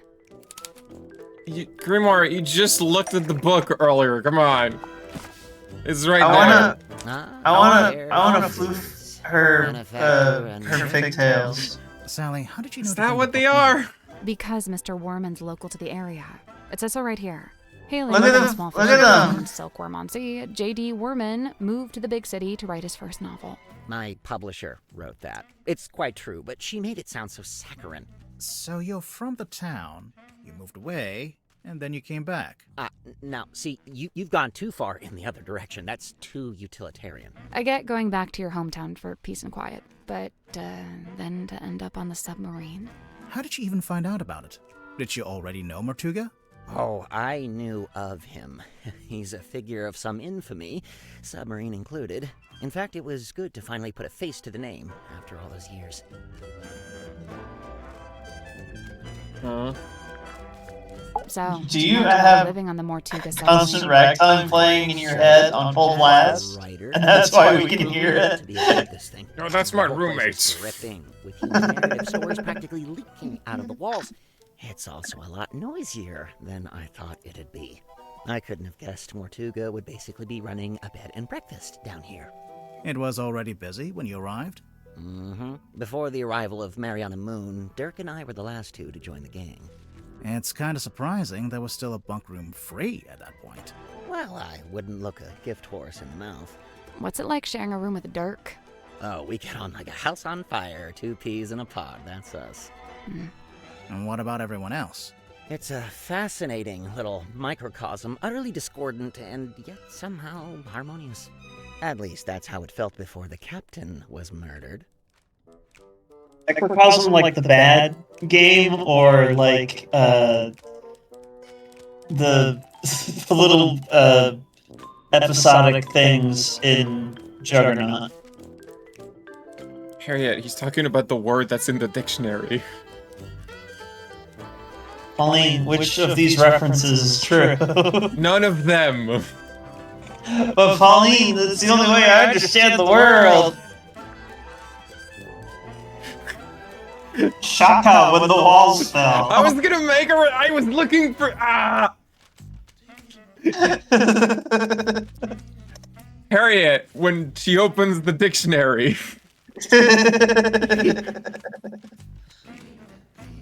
Harriet, when the memes flow. Tell me about what you were doing on the night of the Moida. Night rolls around. And Pauline, her grin wide. I say night. I'm referring to the indistinctive block of time we on the submarine have agreed to collectively refer to as night. Anyway, I'm wide awake, so I stay up to get some writing done. I don't want to deprive Dirk of his beauty sleep, so I took my typewriter out into the mess hall. Was anyone else in there? Godric came up a few minutes later. Do you not have a laptop? So there we were, whiling away until I look up and see this woman. Mariana Moon, apparently. Good name. Probably fake, but good. She got straight to work trying to extract my entire life story, but then Mortuga shows up and we all go quiet. The guy looked miserable, and he passed straight through the room like a ghost. But before he leaves, he asks us to show Mariana around the submarine. I really didn't have the energy, so I made an excuse and left. I slept for barely an hour before a big jerk wakes me up. I'm not talking about Dirk. I mean, the submarine, it moved, tilted. Anyway, I tried to get back to sleep, but no. Now there's a scream. Dirk and I follow the sound all the way down the corridor. Symmetry's frozen in place in the doorway at the end. And behind her, Mortuga, dead, laying in front of some ancient stone cauldron. The lid of the thing flung open, like something had just burst out of it. The whole scene was otherworldly, like a painting. Then Madame Tadpole arrived. Don't bring up paintings around Grimoire. Trailing behind her. Tadpole brought everyone with her, so she already knew about the murder. From what I gather, she discovered the body and then left to go get everybody else. And you know, I really didn't want to get in her way, so I returned to my room to, await further instruction. Did you go back to sleep? No, I couldn't. I went back to work. Figured I'd be better off keeping busy, you know. Huh. Alright. So, what's with this, Johnny Bravo motherfucker here? Hey, what's up? How's it going? It's going good, I think. Awesome, yeah. I'm Dirk, by the way. Who are you guys? I'm Grimoire, and this is Sally. Oh, cool. So you're the detectives? Yeah, we're here to investigate the murder of Magnus Mortuga. Oh, yeah, it's a major bummer, honestly. He was a pretty stand-up guy. I mean, you know, sure, kind of an oddball, but like in a good way, you know? I mean, he was Dirk, you didn't tell us your surname. Oh, right. Sorry. Dirk Dansom, actor. Oh my God, he is Johnny Bravo. Hi, and what can I do for you folks? He's adorable. Can we keep him? No, you'd forget to feed him. I would, yeah. Sally, what? So, I have to ask, are you two fucking... Is this what's happening here? Are you Johnny Bravo? Well, Dirk, You're an actor. I should mention that Lovecraft Well, so for ages, I just had did commercials, and then about a a gay year friend, ago, I or finally rather- got cast in a movie. since the term gay wasn't used, he had No, a I homosexual understand friend, what you mean. and like said friend was like upset with Lovecraft for occasionally like delving into homophobic language. But I always found it interesting that like there wasn't really like any sense of heteronormative romance in any of his stories, even like when there are like just like heteronormative pairings, because like lineage is a thing that happens a lot. Yeah. But there are stories in which he will go into detail describing men as beautiful. Well, I mean, people in the closet have a lot of internalized homophobia. It wouldn't shock me to learn he was that kind of guy. No, the thing I really want to know is if Lovecraft's homosexual friend was a hunk. No, he wasn't. Well, he is now! He was another dweeby guy. A dweeby hunk. Yeah. Well,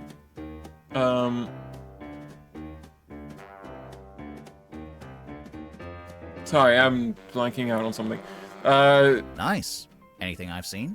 Well, it's called Hex of the Helmsman. I played the helmsman. Marcus Mordoom?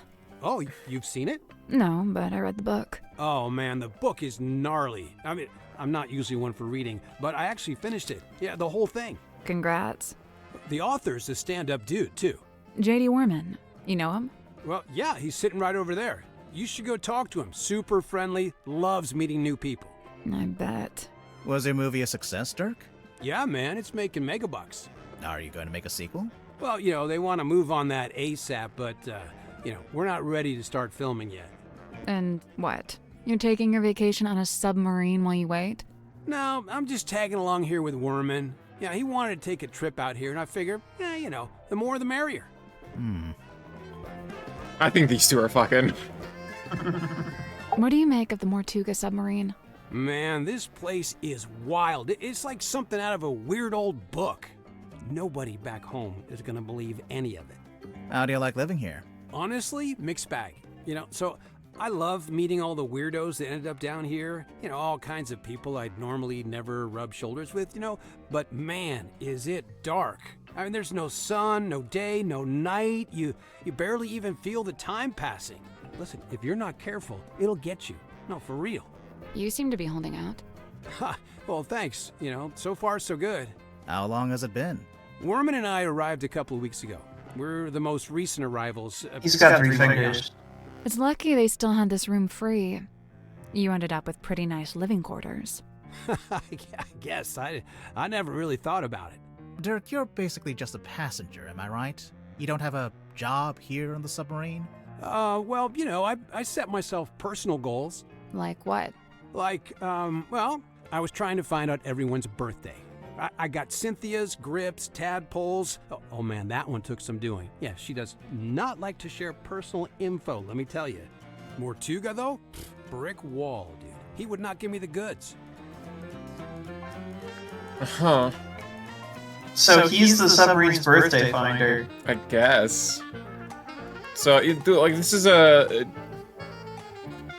is like an alternate Earth where the number of fingers is just a thing that your genetic traits can determine. I say this, but like people with 6 fingers exist. They're just extremely rare.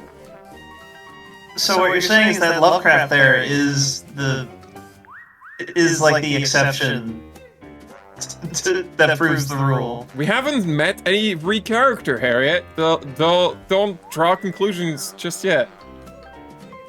I got woken up when the submarine did a weird kind of movement, like a sudden tilt. It woke Worman up too. So yeah, we were both sitting there, awake, not sure what's going on, At some point, I got curious what time it was, so I looked at my watch. But, as I was looking at it, it freaked out. Or the hands moving all over. Like they were trying to point in all directions at once, if that makes any sense. That's not a watch, that's a compass. Anyway, I didn't have any more time to think about it since then we heard this scream. Yeah, Werman and I left our room, went through the mess hall and towards the storeroom at the end. It was unlocked. Sim was standing in the doorway. Mortuga was on the floor, totally dead. I tried to help Sim, pull her away. Werman, though, he just stood there, staring. Didn't look away once. It was like he was trying to commit it to memory or something. Although, I don't think he noticed the person outside. Sorry, what? Outside the submarine. Yeah, I saw someone swim down past the window. What? Who it was, though. Okay. What did you do next? I wasn't sure what to do, to be honest. Luckily, Tadpole showed up a short while later, and she kind of took charge. Grip and Cynthia showed up next, then Mariana, then Zephyr. Tadpole wanted to know what had happened, but nobody had any answers for her. It was bad vibes all around. Sim and Cynthia left first, then Werman, then me and Mariana. We left around the same time. So, yeah, I went back to my room. Werman was there already. He'd gone straight back to work. And, that's all I got. Can I stop talking now? No.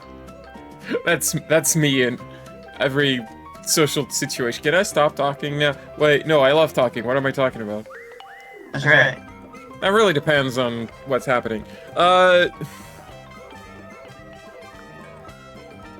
This is just one of those moments where I'm trying to make a relatable joke, and I'm like, no, that doesn't work.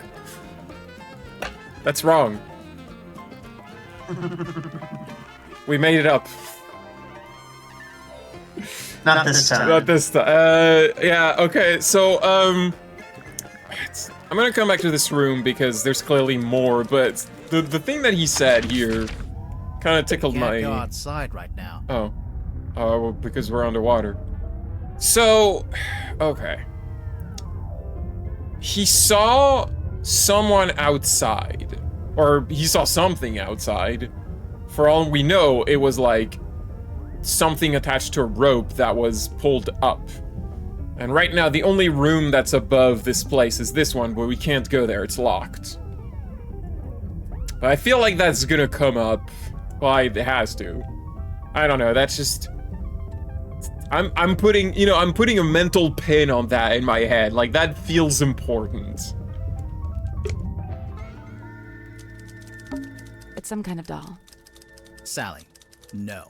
It's a collectible action figure. Same thing. Gosh, she doesn't get it. Wow, they're really merchandising the fuck out of this thing, huh? Helm of the Helmsman, Marcus Mordoom. A man cursed by the sea.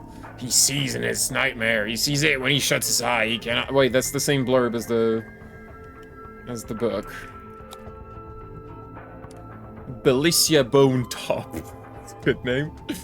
The enigmatic sea captain includes the ship's compass and treasure map. Marcus Mordoom, the tormented helmsman, includes anchor, sword, and ship's wheel shield. So the wheel is a okay. That's extremely video games.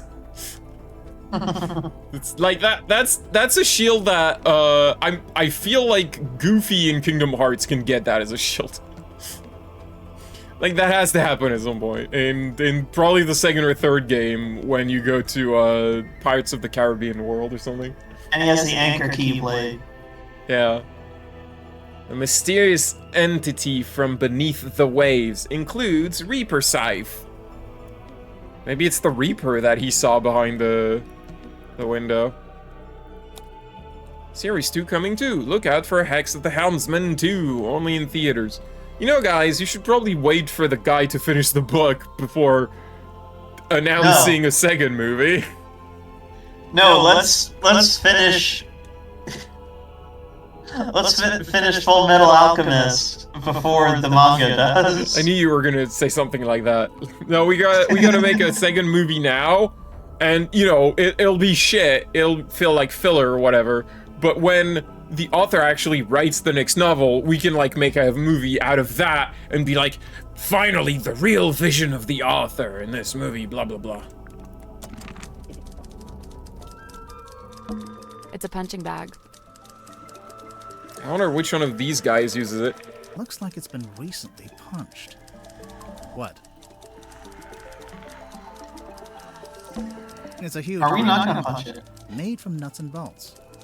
So, you, gonna pick it up? Might be a clue. I doubt it. Big, blunt object like that. Could be a weapon.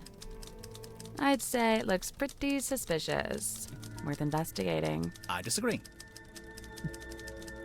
Come on, Sally, show 'em how it's done. Yeah, Sally, come on, you pick it up. It's a suitcase. Clothes are neatly folded inside. Smells like men's aftershave. Ugh. I'm getting bergamot, cedarwood, and notes of citrus. You done sniffing the suitcase? No. No. Is that a tuxedo? You never know when you might have to go to a fancy party. In a submarine. What's this in the front pocket? It's a cell phone. That's locked. What do you mean it's locked? How can a phone be locked? Have you never used the phone, Grimoire? Oh man, these locked are... What?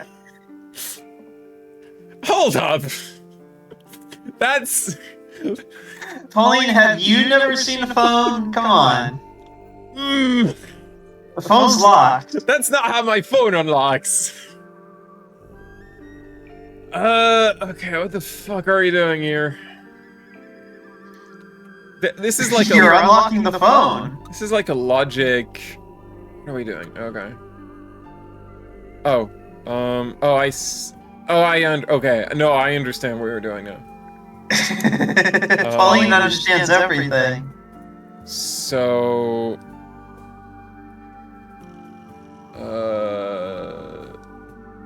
Except I... Pauline, get the second one from the left on the top. I'm getting that. Definitely. And then...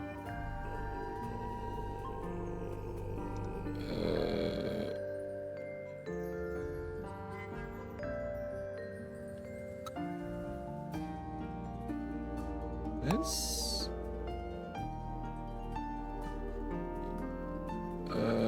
How do I finish that triangle? It's over there on the left. No. Well, I mean... Well, that matches maybe, up. But... That works out, I think. Unless, am I not allowed to have, like, overlapping lines, maybe?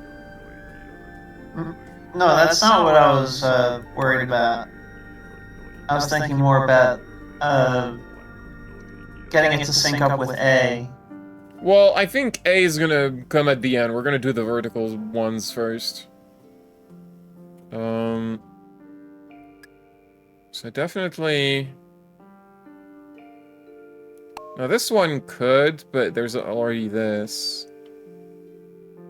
We definitely need...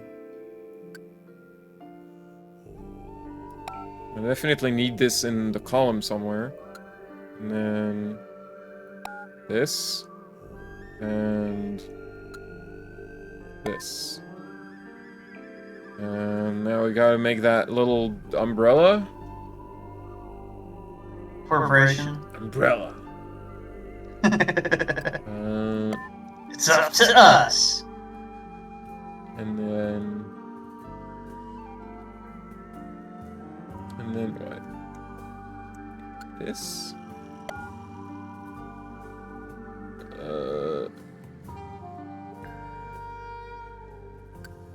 Yeah, you got it. Okay. So now, how do we complete the A? Need this. Wait, come on.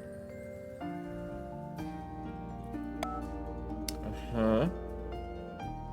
And...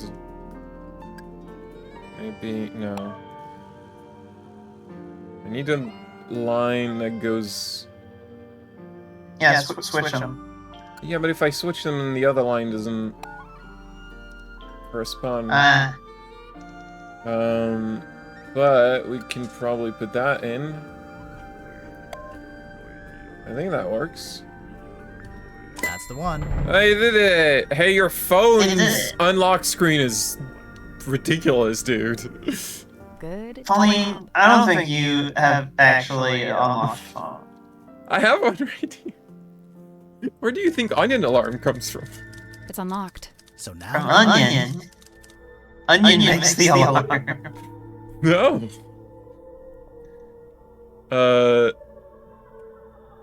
So when you said locked... and- Wait, where was it locked? Where was that screen? Inside? How could it be inside if it was locked? I think this is one of those mysteries we'll just have to, leave unresolved.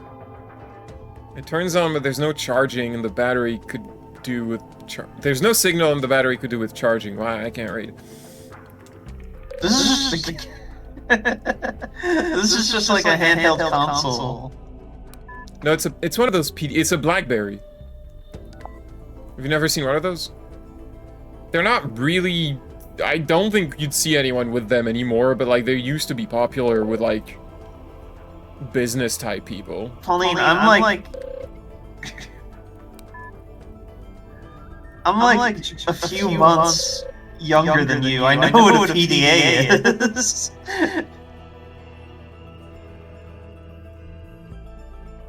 From Big Reel Studios. The offer's still on the table. The offer's still on the table. 500,000 with no multi-picture deal. Sci-fi, lasers, explosions. It's gonna be big. Call me Steve. Hi Dirk, my name is Jimmy. I am a big fan. I have lots of ideas for movies you could do, and you can use them for free, but please put me in the credits. Okay, thanks. Please write back. Jimmy, I don't think that's how... From Julie. Hey Dansome, what'd you run off to? They said you went on a work trip? What the fuck? Thanks for inviting me. I know your, lady friend is mad at you. It's from Marsha Mims. Steve admitted he'd emailed you again. This is a reminder that you are not free to take his offer. All in good time. Okay, that's all his email. He's got accountant, an agent, Big Real Steven, Daisy, Janelle, Lawyer Woodrow, Mom. He calls his mom, that's nice. Van de Peer, Worman, office. No, that's just the woman's name. Her name is Mom. You don't want to deal with her. Her robots are bad. Outgoing. So, he called... Which one did he call? It's not Woodrow. I don't think that one's on the list, actually. 202-178. 202-178. 202. Yeah, it's not on here. So we don't know who he called. To Van de Peer. He's still struggling. He keeps writing the first chapter over and over. I'll let you know if there's any progress. Oh, you're keeping an eye on him. That was what you're doing. From Van de Peer. Remember, we need several new characters. Lots of action. Tell him to go big with the drama. Romance and sword fights. He is writing something, but I don't think it's going very well. He seems distracted by... Make sure he fights a giant spider in the third act. And a big snake with swords. Do you think maybe he's distracted by the big sexy muscles in front of him? It just seems like something. So I'm gonna have to ask you who are you calling? I have to know. This is yours, Dirk? We literally found it in the pocket of your tuxedo. How'd you know for sure it's my tuxedo? Dirk, show me one other living soul on this submarine that could even conceivably own a tuxedo. Okay, we're just not gonna talk about that.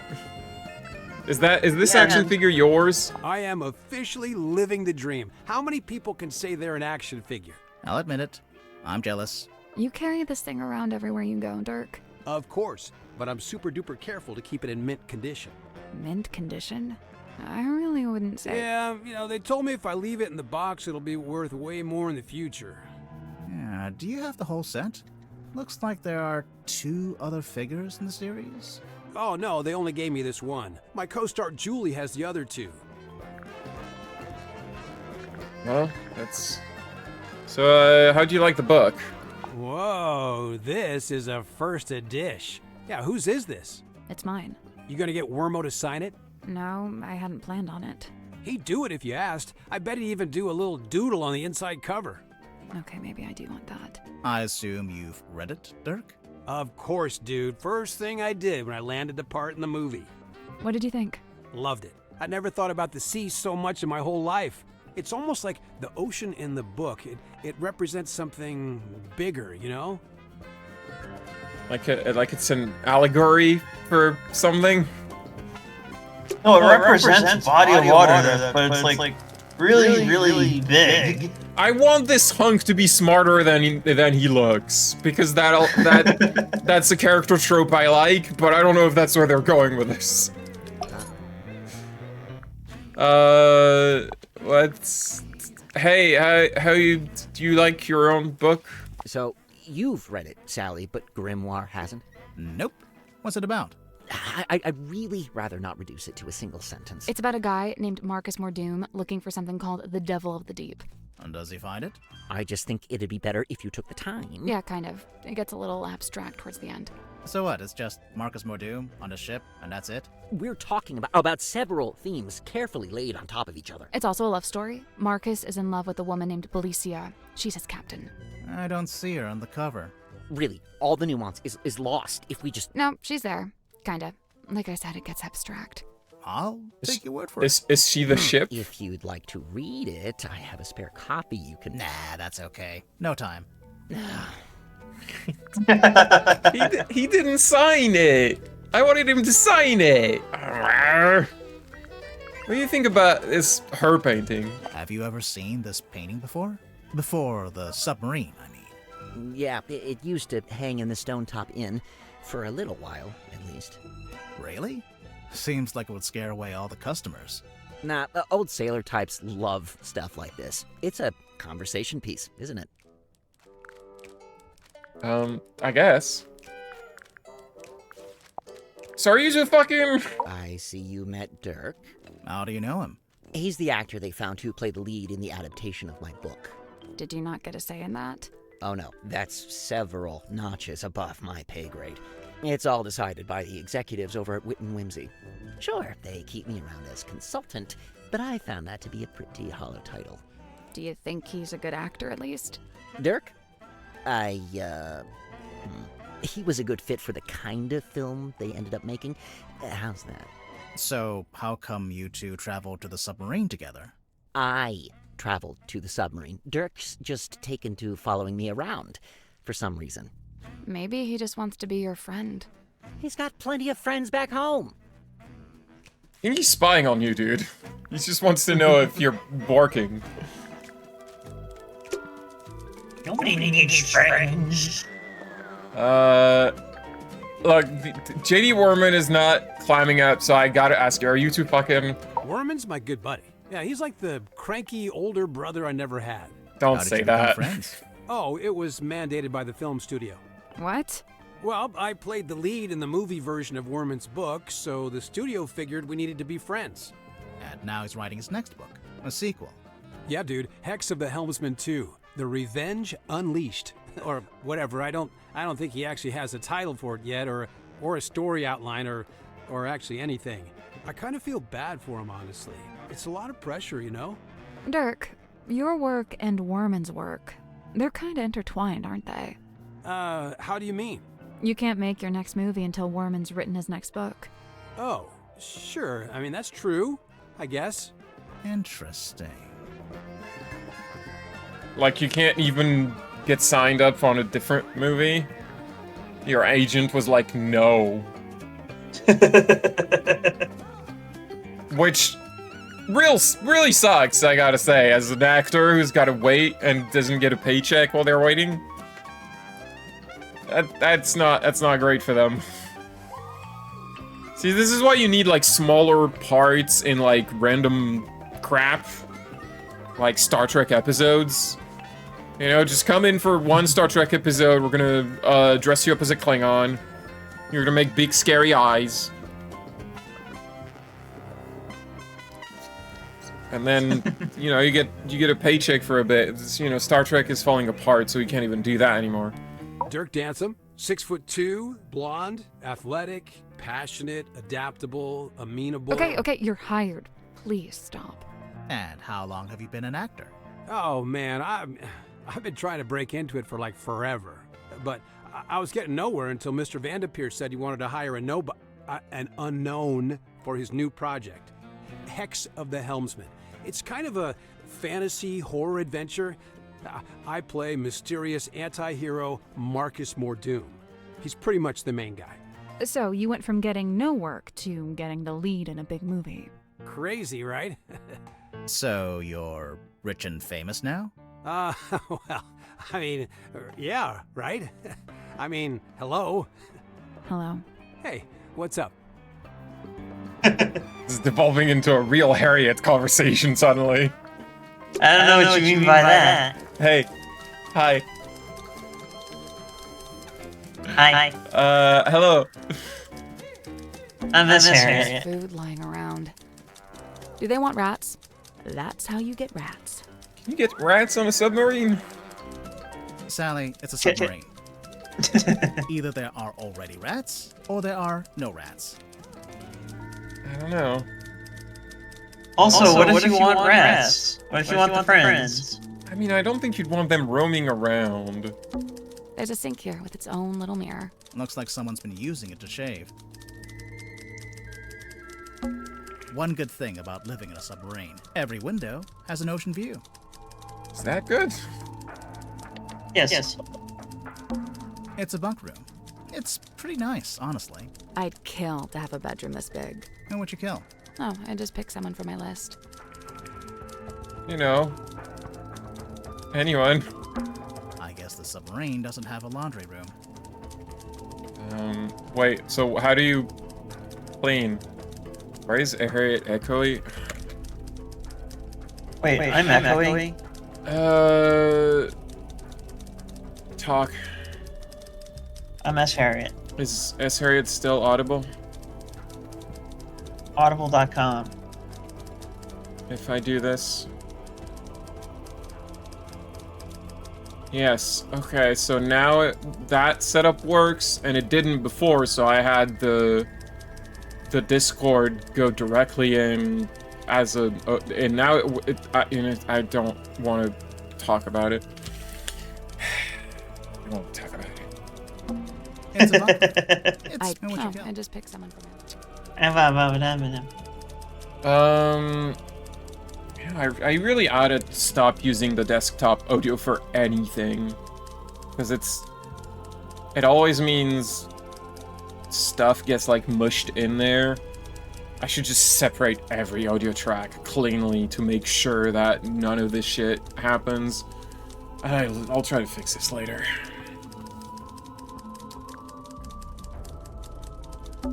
It's a teacup. I've been on this submarine for ages, and nobody's offered me a cup of tea. You don't even like tea. Still. It's the principle of the matter.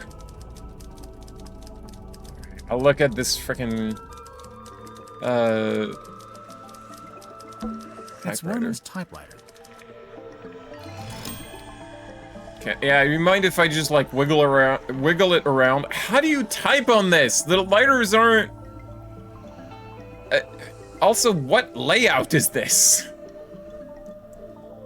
That's not QWERTY, that's not AZERTY.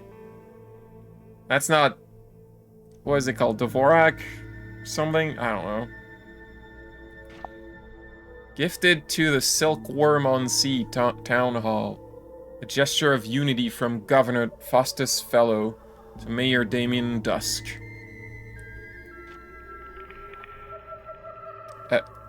Your name isn't Damien Dusk, sir. What does that mean? Did you steal this?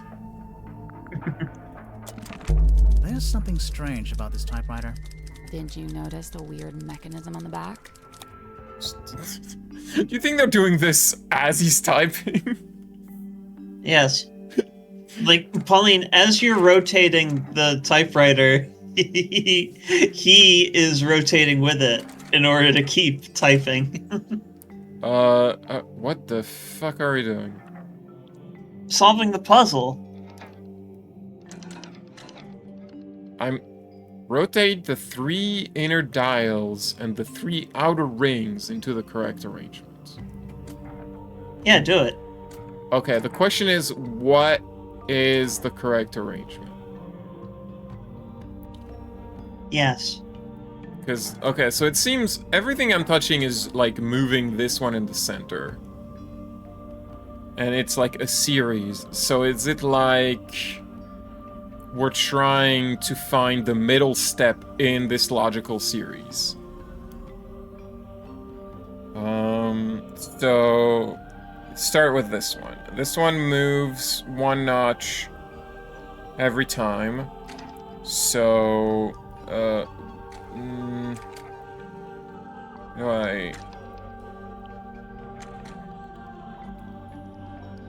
it disappears like this? Yeah. So it would be here, but it could be one of the other ones. Like, you can only point to one. I see.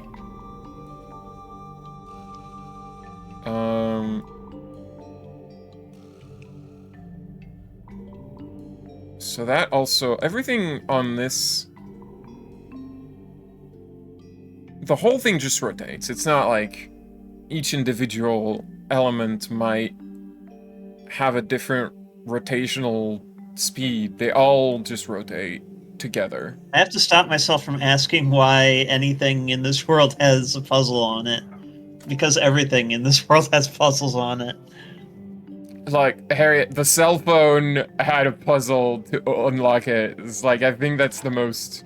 No, don't. That's not what I wanted to grab. So... No, this one... I do want this on that. Oh, there's... Okay. Right, okay, so I'm slowly understanding what's going on. Yeah, this dial has one sort of selector at the outside. This one has 2, this one also has 2, but they're at a 90-degree angle. And this selects what little symbols are active on the center dial. Okay, if that's the case, then you probably want to see about getting 2 that are perpendicular to each other. So, if I do this, does that help me? Because I don't think this one actually helps, because I don't need the arrow. Or, sorry, parallel. This one does not help either. This one helps me, because I do need that little line that's alone. So I think this one goes here. And then... yeah. Oh, they move independently, that's why they disappear. That's so annoying. That's just irritating. So like, if I put... what am I trying to do? We want these to be this way. No, come on. No, that's not right. This is not at all related, but do you remember the pipe puzzles from Saw? No. The ones that are like interlocking rings, and you had to you had to like connect the pipes in order to get rid of the chlorine gas, which she kept running into.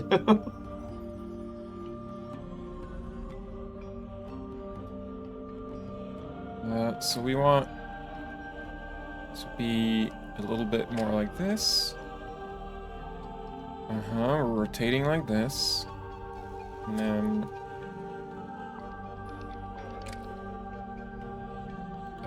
no.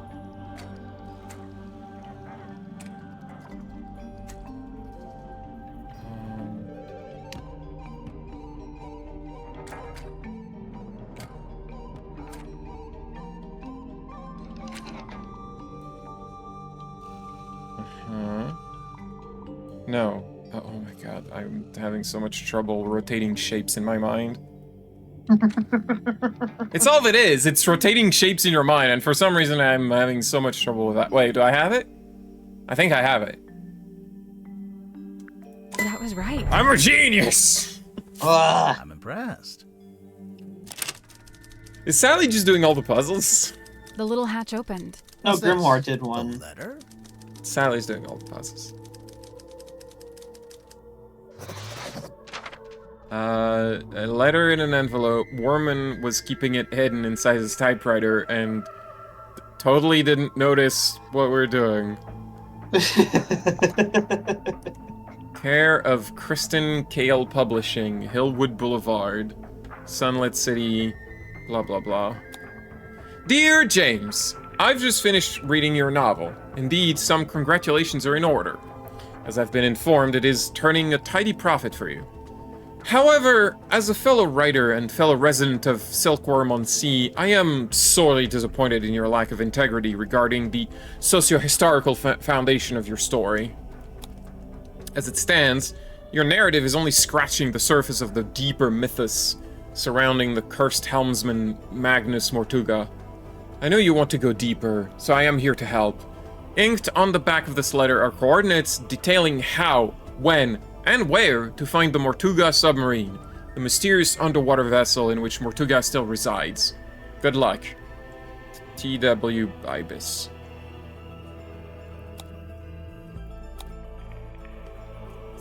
Okay. Alright. Hey, I'm sure you noticed what I was doing. So what's with the letter? It's mine. As you are well aware, seeing as how you just fished it out of the back of my typewriter. Yeah, you didn't stop That's me. right, I was watching. I don't disappear when you stop talking to me, you know. The envelope's addressed to you, but it says, Dear James at the top of the letter. Congratulations! You've sussed out what the J in my name stands for. If that's the height of your investigative prowess, we're all in trouble. It's signed by someone named T.W. Ibis. Another astute observation. You know, of all the detectives I've met, you two really are the most recent. Grimoire, he's being mean to us. I noticed. I don't know, that's really made me laugh. How come the keys are all messed up on your typewriter? It's You old, sometimes they two fall off. I guess are I don't always put them back among into the their place. detectives of all time. Sometimes they fall off. And, what have you typed on that page? I'm taking another swing at a story outline for my next book. Do you want to... I can't make it out. It's some kind of weird grid. Cross-writing. Look it up. People used to do it all the time. What about these brass panels on the back? This one's my father's emblem, Mayor Dusk. That's why it looks like a D. And this is the governor's emblem, Governor Fellow. So that one's an F. Wait, fellow.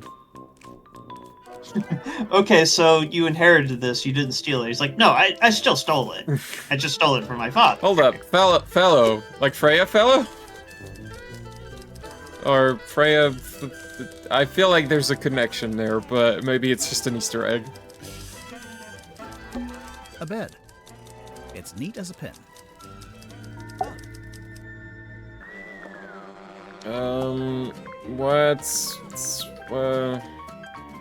Wormo's typewriter. He lugged it all the way here. I tried to tell him about modern alternatives, but he wouldn't hear it. Why do you think he insists on using it? Other than the fact that he's a big old poser? I mean, probably because it used to belong to his dad. Maybe don't call the guy who's like, the source of your livelihood the poser. I don't know. Why did they send this guy to spy on him? They didn't have anyone else. Oh, hey, you found Worman's letter. That's the reason why they hired a No. nobody Generally as speaking, the lead do role, not was so that read they another could dude's send fan him on stupid Makes you errands think and he it's wouldn't fandom. question it. Worman read that thing 100 times over on the journey down here.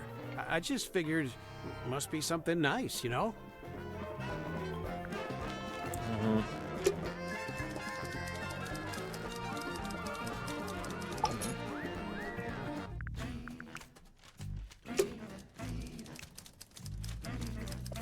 Y'all notice you have different music following you? A bunch of discarded paper. There's something typed on it. Yeah, but I can barely make sense of it. Kinda looks like an attempt at the first chapter of a story. How can you tell that? Probably because he said that earlier. I mean, yes, he said it, but that's like how can she said it looks like, and So- it's like Okay, so he's like typing over the same pages over and over. That means like a lot of the text is gonna be like just complete, like a cloud of ink, but at the top there's gonna be chapter 1, like printed multiple times on the same spot, right? Maybe. It's a teacup. Pauline, if you I've been on this submarine. You don't even like still. if you Pauline, if you type over the letter, you're not going to get it in exactly the same place. Well, but And you can still like discern. It's like that. obviously you put the paper in wrong. That paper is just where we found it. Yeah. How do you feel about the way they rendered your character? I noticed on the back of the box it says, Series 2 coming soon. Look out for Hex of the Helmsman 2, only in theaters. Kinda presumptuous, isn't it? Considering you haven't even written the book yet. Thank you. That's what I said. I raised a fuss about it at the time. My objections fell on deaf ears, as usual. Why are they so keen to make a second movie anyway? Because they want more money. Money. They want Money. That's not really a pertinent question, I feel like. It's 9:22. I can't stand these things. A procrastinator's worst nightmare. It's why I use the old typewriter. No distractions. Does Dirk spend a lot of time on his cell phone? Not in here. He goes up on deck to do it. Why? Who knows? It's not my business. Well, no signal, I assume.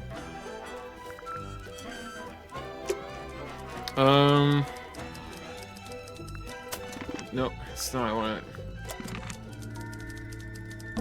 It's a teacup. I've been Is- still. I don't really see anything else to look at, so I guess we should move on. Let's go here.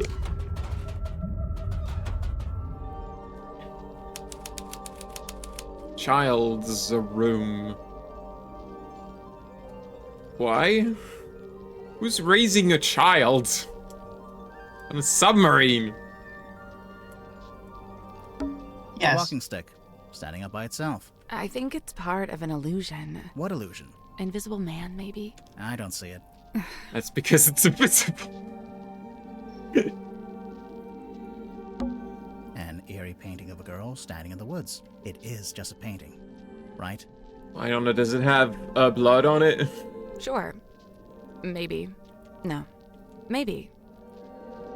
There's a bomb statue. I think that's supposed to be a submarine.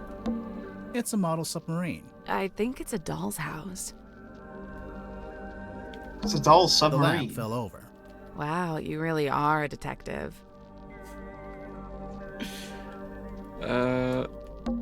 Is this your card? No. Aw. Oh. It's a wooden chest. What's all this stuff on the top?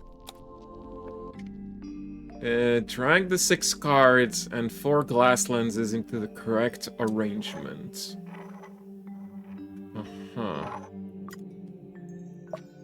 Okay, there's text underneath. Jennifer and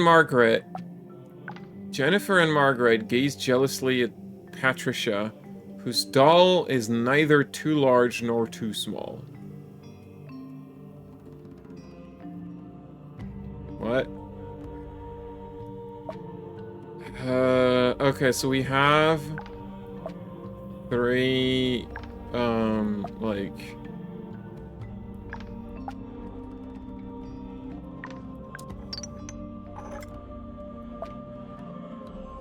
We have like 3 bodies, 3 girls. And Jennifer and Margaret gaze jealously as Patricia. This doll is neither too large nor too small. Gaze jealously. Makes them smaller. Now that makes them bigger. Meh. Meh.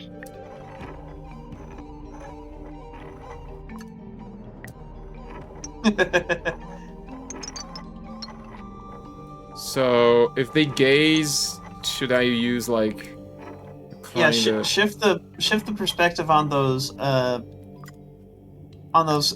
convex lenses to make it look like they're looking towards the center. Oh.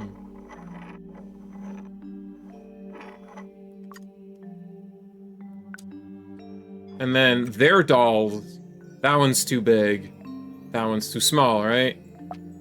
So is that what we're doing here? Hey! I'm a genius! I don't know what this accomplishes, though. I'm impressed. It solves the riddle! It opens. And that just unlocks it. What's in there? The wooden chest just knows, like, oh, you put the cards and the lenses in the right order. Oh, and the Chief Mantis's eye is in there. Look, Harriet, you solve the riddle and then the box opens. I don't understand what issue you have with this. It's how the world works. I love this game. It's a seahorse rocking horse. They could keep making these games, Detective Grimoire and Sally games, for like the rest of the studio's history. I would buy all of them. This is like the perfect format for a video game. Oh, can I write it? I don't know. I love Are her. you a small Victorian child? Yes. Yeah! I love her. It's a magic vanishing cabinet. I think it's just a wardrobe. Let's take a look inside. Oh, it's empty. Vanished. Uh-huh. A page ripped out of a newspaper. Lady of the Looking Glass enchants audience. Theater review by James Dusk. James Dusk. James Dusk.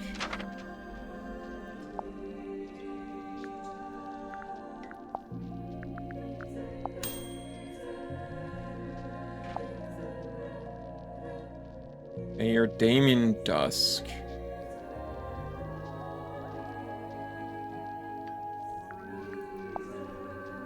He's James Dusk, isn't he? JD. James Dusk. He said the dusk was for his father. What do you think about the... The young illusionist, who goes by Symmetry Silkmoth, because why not, begins the show with her signature act, in which she somehow holds parlance with her own reflection in a large antique mirror. The two symmetries, who seem to move independently of one another, speak upon their morbid anxieties and intrusive thoughts, which, it transpires, form the themes of the show at large. Even though I have my theories about how the trick is achieved, to a less cynical eye would present a thoroughly convincing spectacle.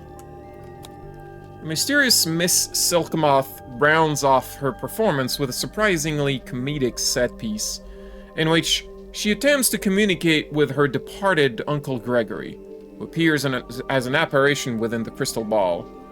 However, it doesn't go to plan, and doesn't go to plan according to plan. I don't know. It doesn't go to plan, and the audience laughs at Symmetry, as Symmetry is put on hold in her disastrous attempt to telephone the afterlife. Overall, the show is a triumph, a brush with mysticism that stays with you long after the final blow. Final bow. Bow. Godric grips, nautical and aeronautic precision, measurement and navigation instruments. Drummond Shipyard, rigging, reefing, restoring, repairs, the Stovetop Inn, ales, wine, food, sailing, fishing trips. Speak to Harbor Master Sylvia Seafoam. Silkworm Spectator, editor, Mr. T.W. Ibis. It's that guy from the letter. Catch of the day, mysterious sea serpent hauled ashore. That's a sea serpent. 3 a.m., the witching hour, and the moon is out. Dearest Selena creaks into port. Its once cheerful frame now seems burdened, heavy. It has a secret. A moment passes. What's this? Something is hauled onto the slime-slick rocks beside the old Silkworm harbor. A body. A creature. Its eyes are closed. No. Wait. Look again. It has no eyes. A serpent of a sort. But it has arms. So a dragon? No. That doesn't seem right. Serpent it is, then. Full story on page 415. You didn't put it! Oh, you didn't keep... There's only one page. Damn it. I wanted to read more about the serpent. Juggling balls. Grimoire, you look like the kind of guy who can juggle. Why did that feel like an insult? I don't hear you denying it. Hey look, Sally. It's a giant dice. Die. What did I do? Die. Magician boxes. Die, chair, die. Fish hanging from the ceiling. It's like we're underwater. We are underwater. Oh, yeah. She keeps having to be reminded. Anyone important in those photos? I don't think so. Good. Now, I heard if you cut a starfish in half, both halves regenerate into a new starfish. Yeah, I can do that too. Also, they have no brain and no blood. Yep, ditto. I didn't know Sally was a starfish. A set of wooden drawers. This painting is blinking. An eerie painting of a girl. It is. Sure, maybe. No, maybe. I'm not crazy, right? I saw it blink. It blinked! I don't know what you're talking about. Ah! I can't really see anything else to click on. Plastic cups. For magic tricks? Presumably. Or for beer pong. An old-fashioned child's room with an ocean theme. Currently being used as a magician's workshop. I don't think this is the correct kind of plastic cup for beer pong. I'm kind of curious about... What if it's disappearing in beer pong? I mean, I wouldn't know. Alright, I feel like that's... You wrote that, This is a throwback. I cut my teeth writing local interest stories like this. You wrote this? The review of Sim's old magic show? I did. But it says Theater Review by James Dusk. That's his name, Wait. genius. And she finally works out what the JD stands for in JD Werman. Sorry, your name is James Dusk, and you changed it? I mean... What? Have you never heard of a pen pen name? Is that the word? A pseudonym? What's this? The world's smallest piggy bank? What? It's not a piggy bank, is it? Well, it's got a slot and there's something in there. I thought maybe it was a penny.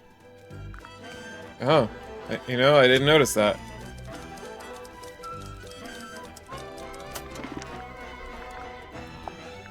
It's just manifested when he's referred to it as a piggy bank. There is something in there.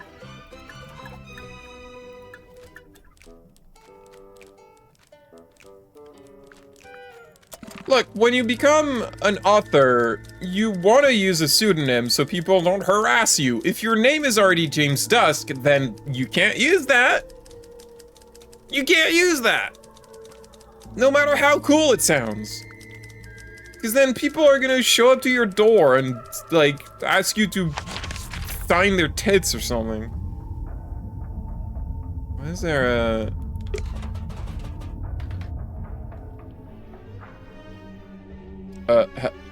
yeah? Hello? Go solve the crime! We're doing it. Did you talk to Sim yet? Sim? Sim! Symmetry! Where is she? She'll be in the room nearest the illusion theater. The child's room? The one with that weird painting? We checked in there. Yeah, no, there's no weird painting in that room. Just a weird girl. I knew that I saw it blink. I knew it. Ah! Tell her to knock it off and start taking this seriously. Y'all don't believe me. I knew it. Harriet. I miss Harriet. You're not believe me. Wait, no, that's no, this one. Ah, that's the crime scene. No. Get in there. Okay. I know it's you. Alas, I am outwitted. My paltry facade undone. I mean, yeah, I could see you blinking. We could hear you breathing a little bit too. Sorry. Bound are we by limitation of the flesh. Your symmetry, is that right? Symmetry silk moth, illusionist. Sally and Grimoire, I don't mean to be critical, but like I clicked on her several times because I could tell that this was a person and y'all needed a pair of eyes to tell you that. That's right. I don't think you get to be like, oh yeah, we knew because we could see you breathing and blinking. No. No. No. And you? Are you not detectives both, in service to the captain? Pretty much, yeah. And should thou find me guilty, what punishment awaits? We don't really plan that far ahead, to be honest. Will we find you guilty? My heart is burdened heavy, true, but no. How does justice work in this world? Look, Okay. we're the investigators. We're Technically, not the she just said judge. She wasn't feeling guilty. She didn't say she wasn't guilty. Are there judges? That's not my problem, Harriet. We're just the people who figure it out. The judges are the ones who decide what to do, and the executioners do it when it's necessary. So you're an illusionist. What kind of tricks do you do? My magic act is theatre-born and played upon a stage. Oh, like with big props? Smoke and mirrors kind of stuff? Smoke and mirror, crate and cage, doors and doubles both. How long have you been doing it? Since approximate 12. I'm now approximate 18. Approximate? My sum of years I cannot say. Time hath kept no count. Oh, okay.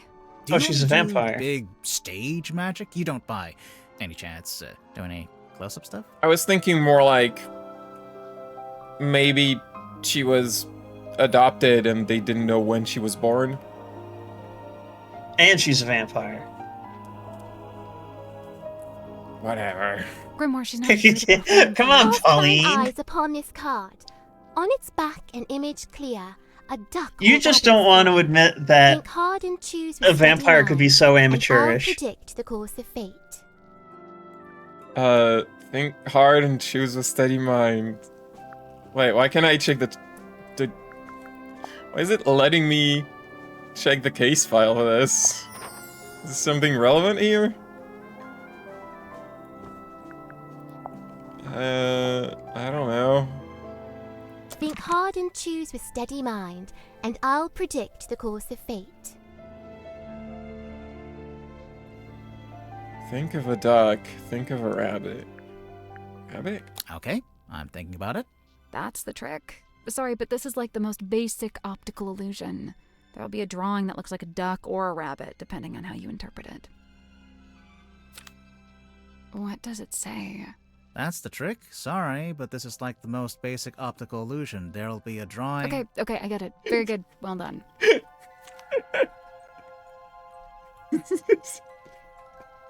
Wow. That's a funny joke. Is this your bedroom? My chamber shared with Cynthia Fair. Take a left down the hall. Oh, so this room is, what exactly? My place of toil. What are you toiling on? Many a thing. All a manner of things. Keeping busy, huh? I must remain of some use, lest I should become useless. What would happen then? Surely I'll be tossed into the sea, where I will promptly perish. Uh... Thereupon, my listless form becomes a meal for a passing sea turtle. Symmetry. But oh, the turtle finds me scant sustenance, and he too will perish, and we'll both be dead forever and ever. Symmetry! I don't think turtles are carnivores. I mean, no, snapping turtles are. Oh, okay. Snapping turtles will eat baby swans. I see. I mean, I guess just because I had a turtle that was a land turtle that ate strawberries and lettuce, that doesn't mean all turtles do that. That's because you knew a really nice one who had good taste. I don't know if I would really describe Gertrude as a nice turtle. Strawberries. Okay, we gave her strawberries, but that doesn't really mean it's like a thing that she would do is bonk your shoes. Good. Like it was basically like you know that kind of behavior animals have when they like want you out of their territory. And I think when she saw like people's shoes, she interpreted that as like a different animal or something.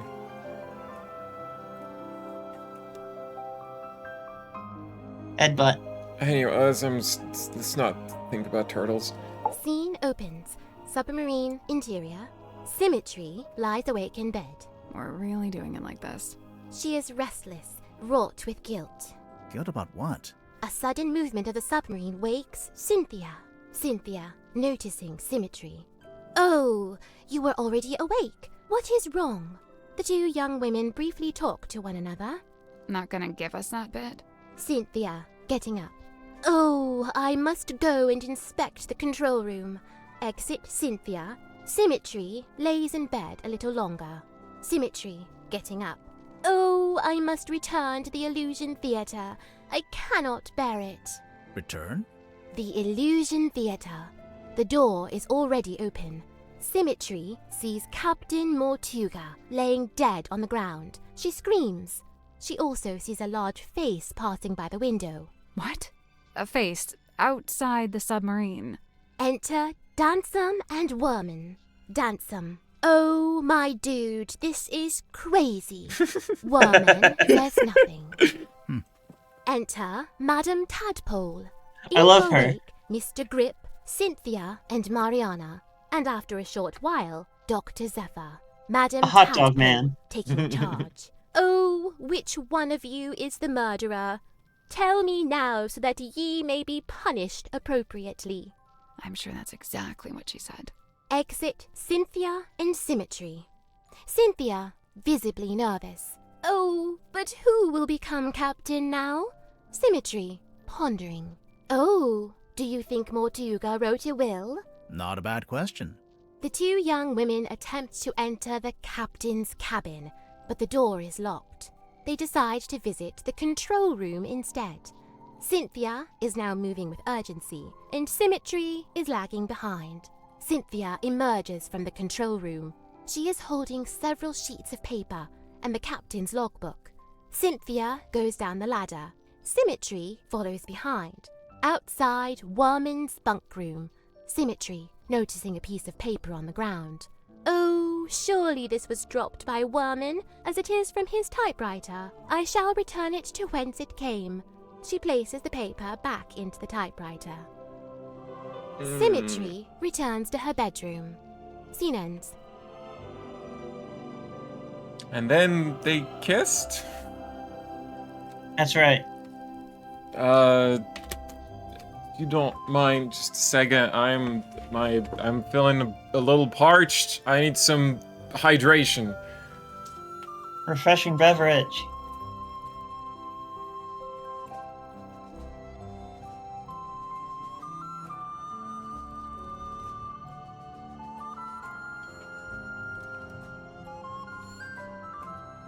Yes.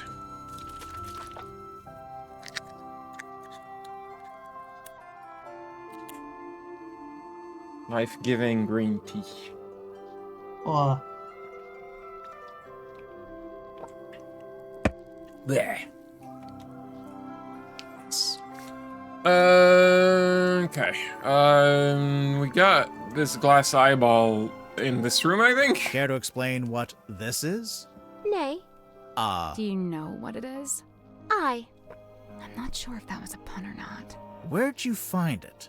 In the parlor, on the floor. So someone dropped it? So it would seem.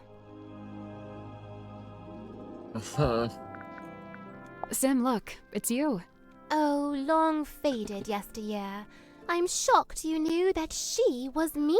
Yeah, I'm not sure you're old enough to say yesteryear in any context. From the review, it sounds like your old magic show is pretty good. I filled the house up every night. So why'd you give it up? There were other things I wished to learn, things not found upon that stage. Gotta improve the act.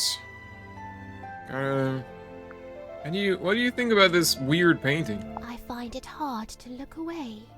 Her flicker flame doth draw me in, and I am merest moth. What is it? Some kind of monster from the bottom of the ocean? No, not of the sea. She's of an even darker place.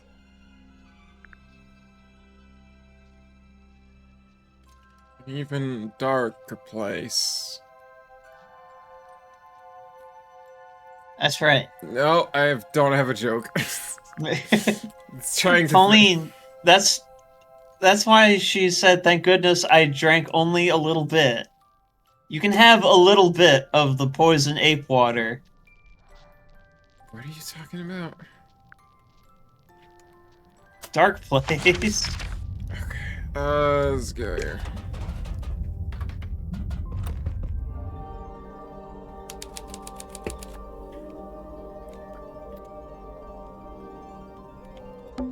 A pinboard? I assume it belongs to that woman over there. Right. We'd better talk to her first. Oh, always gotta talk to people. Oh. Ah, weary travelers. Take a seat by the fire, shake out your boots. We're not weary travelers. Then why do you both look so haggard and trail-worn? Ouch. There goes my self-esteem for the rest of the day. We're detectives. I'm Grimoire, and this is Sally. We're here investigating the murder of Magnus Mortuga, your previous captain. My captain? Never. My captain is the moonlight as it shimmers across the lake. My captain is the wind as it whispers through the valley. Who is this woman? No idea. I kind of like Yeah, her. I'm sure the My wind name will is do a Moon. real good Mariana job Moon. Aha. with the submarine. And what do you do? I do not do. I simply am. But you see, Harriet, the wind moves the water it creates the waves, and those waves create movement that pushes the submarine. Also, she has 4 fingers. Are you sure? Yes. What? Like the thumb. Yes. 4. You said okay. What? 5 then. The thumb is not a finger. What do you mean the thumb is not a finger? The thumb is a finger. What are you talking about? Is this an English thing where you don't consider the thumb to be a finger? It's just a different type, but it is one.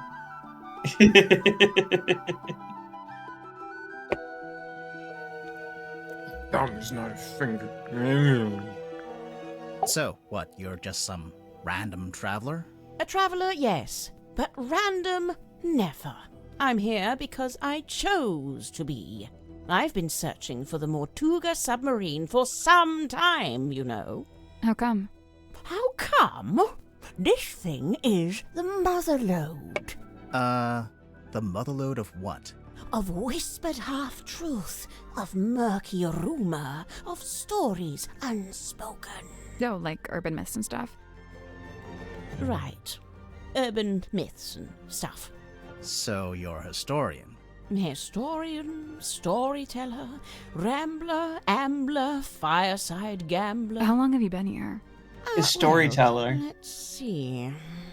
I arrived a few hours before the captain was murdered. Oh, dang. Really? Quite the story, isn't it? But you're just on the submarine because you find it interesting. Would that be such a crime? No. Yes. Murder's a crime, though, pretty sure.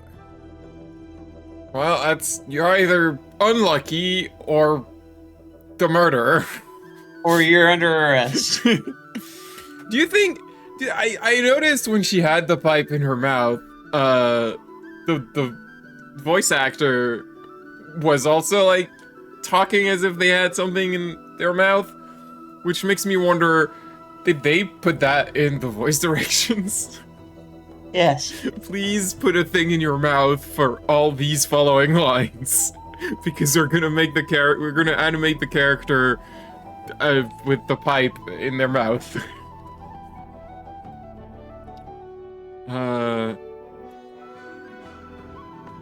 A merciless wind rattles the rotting wood of the old silkworm harbour, the shadow of a vessel lurking low in the night-black water. A mysterious stranger steps onto her foredeck. Cloaked in darkness, she slips inside the submarine. Who is she? What is her dark purpose? It's you. We get it. A mysterious stranger, I said. She descends into an ornate parlour, empty, save for a lone figure standing by the fire. So, not empty. He turns, his face still half hidden in flickering shadow. It is Captain Magnus Mortuga. What was he like? Nice guy. Stoic, but polite. Kind. He tells me to wait in the control room and then disappears off towards the back of the ship. After a little while, he comes back. But now, he's a slightly different man. What do you mean? The light is gone from his eyes. He seems sad, angry. He avoids my gaze as he crosses the room to take hold. He's a slightly different man. He's from the mirror universe. He tells me to head down the ladder towards the mess hall. He's not sexy enough. I encounter 2 gentlemen named Mr. Werman and Mr. Grip. Neither of them look like sailors, so I know they can't be crew. I assume they must be guests like me. And true enough, it transpires that Mr. Werman is a writer and Mr. Grip is, some kind of watch repairman. Captain Mortuga reappears, descending the ladder. He asks the 2 men to show me around the submarine and introduce me to the others. Then he disappears through the rear corridor. It's the last time I see him alive. Mr. Werman apologizes, explains he's too tired, and leaves through the opposite corridor. Mr. Grip, unable to come up with such an excuse, agrees to show me around. Now, I wrote this down in my diary, so I may as well let you read it. Hey, you should... I mean, he was rude to you, but you could, like, share writing tips. I feel like both of you are storytellers. Imagine my excitement to finally get a good look around the Mortuga submarine. I was even given a tour by one of Mortuga's subordinates, a Mr. Godric Grip. Oh god, what is happening? It's happening. I began by visiting a bizarre laboratory known as the Dream Chamber. It smelled of dried herbs and dusty glass, but was devoid of its dream custodian. An early disappointment. The captain's cabin was locked. Mr. Grip explained how Captain Mortuga mostly keeps this room locked when it's not in use. We climbed down into the living quarters, where a pair of bunk rooms sat at the end of a corridor.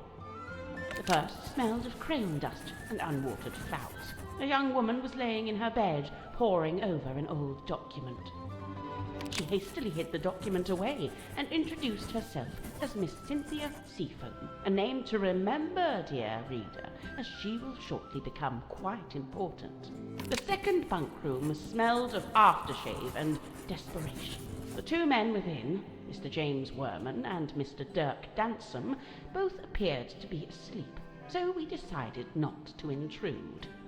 Next on the tour, a room inhabited, by the looks of things, by a young child who is also a stage magician. Sadly, this mythical child magician is nowhere to be seen.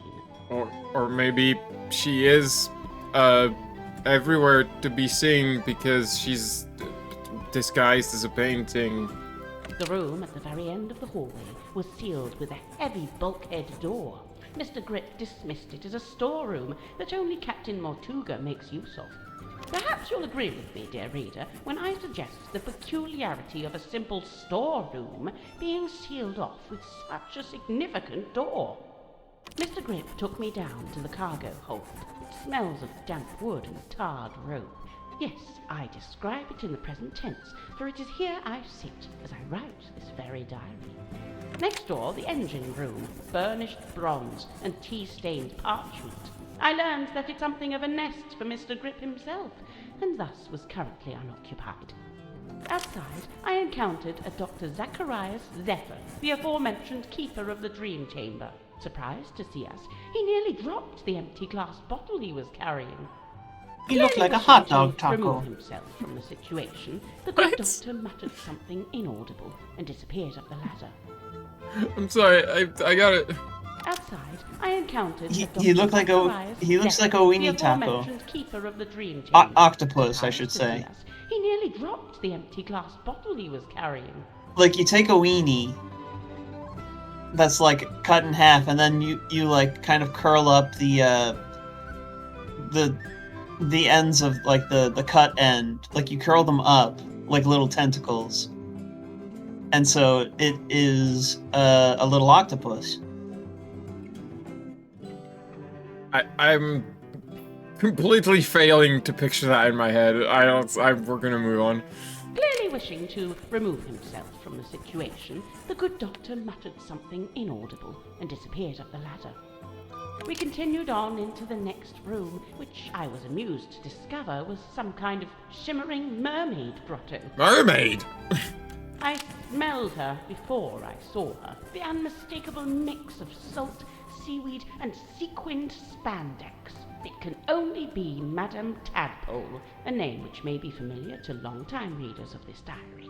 Do you publish this? You have a blog? Who's the readers? Tadpole and I caught up while Mr. Grip skulked in the doorway, clearly hoping this would mark the end of the tour, but it did not, dear reader. It did not. Right, so, yes, I can see there's one more room to visit. Mr. Grip insists it's just the bilge, a dark, dank and smelly place, ill-frequented by humankind. I tell him he couldn't have sold it to me better if he'd tried. Okay. So all of that was before the murder. We haven't talked about the murder yet. We enter the bilge, but it's too dark to see anything. Mr. Grip, who is clearly tiring of my company by this point, opens the vent in the ceiling to let in a little light. Moments later, a voice is heard, echoing down from above. Whose voice? A young woman, and then an older woman. I can't remember exactly what was said, but I remember thinking it sounded a little like poetry. What happened next? The sound of a scream, and then a dull thud. Oh. Yeah, that sounds like a murder. But which murder? Anyway, by this point, I've used up all my patience, so I decide to take my leave. I thank Mr. Grip for the tour and return to my new lodgings in the cargo hold. I have to put up my tent twice, as on the first attempt, a sudden movement of the submarine undoes my progress. After some time, Mr. Grip and the young Miss Seafoam appear in my doorway. It seems they've come to fetch me for some kind of official submarine business. We head back towards the mess hall, Mr. Grip and Miss Seafoam heading up the ladder before me. I spot Dr. Zephyr emerging from the airlock. He has a glass bottle in one hand and what looks like an old leather bag in the other. I update him with what little information I have and attempt to catch up with the others. Laying on the floor is the body of Captain Magnus Mortuga. Amongst the living, mutterings are breaking out. Murder and mutiny, cauldrons and curses. But with Zephyr finally in attendance, Tadpole calls for order, demanding justice for her slain captain. But nobody really seems to know what to say. The next morning, it's announced that Miss Seafoam has taken over as captain. And, well, here we are. Did everyone mention the rocking submarine? Like, several of them did. But I'm trying to think, was there someone who didn't mention it? For some reason, I feel like someone forgot to mention it. But maybe I'm wrong.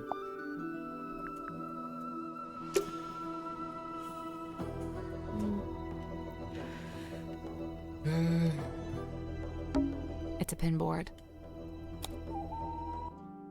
Oh boy. Drag the pieces of paper into the correct position. Do it. Uh-huh. Is that just like where they are? Where their rooms are?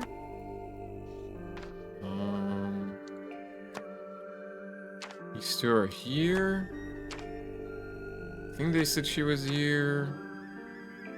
Or wait, what's the is this the...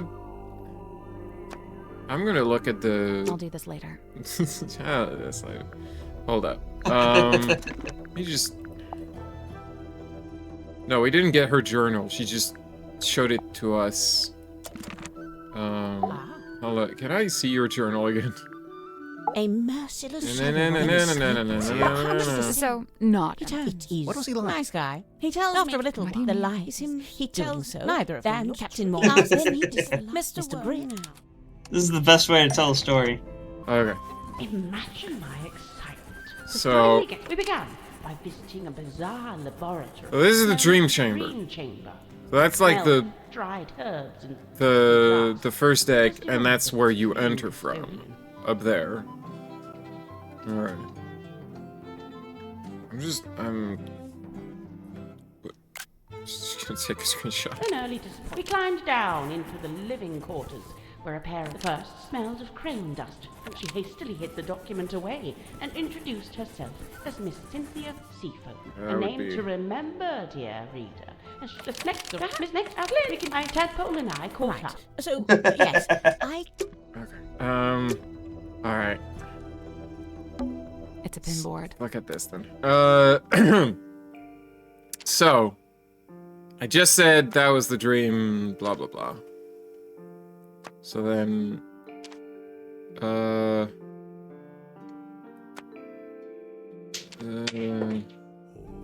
Oh, I already forgot where some of these people are.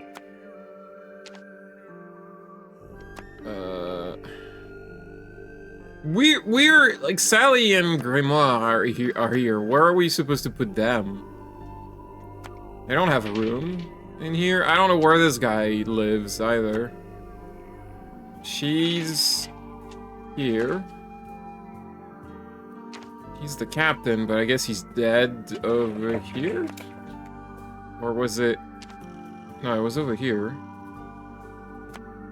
well, that's where his corpse is. Yeah. Well, his corpse isn't there anymore. They moved it. Well, put him in his room. I don't know what his room is.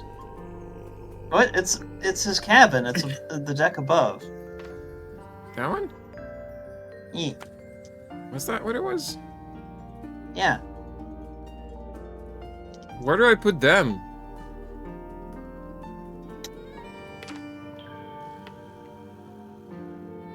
I feel like I'm missing information that is relevant to this. Nope. So, there's a drawing of each of the suspects, one of Mortuga, and one of us too. Each one needs to be moved to the right place on the board. Yeah, but what's the right place? I'll do this later. I think I'm gonna need to come back to this. It's a pizza oven. No, it's a furnace. For heating the submarine. Right. But you could put a pizza in there. Maybe, hold up. Maybe it's just Pizza where people are at the moment where you do the puzzle, so you'd have to put the Grimoire and Sally in this... in the same room as her? I don't know. It's a big traveler's backpack. It smells like soil Oh, she's a vampire. and grass. When you're done smelling it, there's something in the pouch I think we should take a look at. What? Score of parchment. Uh-huh. Governor's Manor, Fortuna Hall, Stone Top Inn. It's just a map of the town.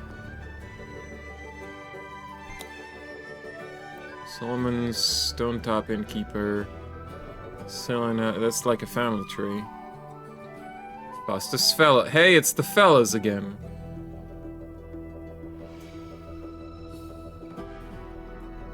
Eat.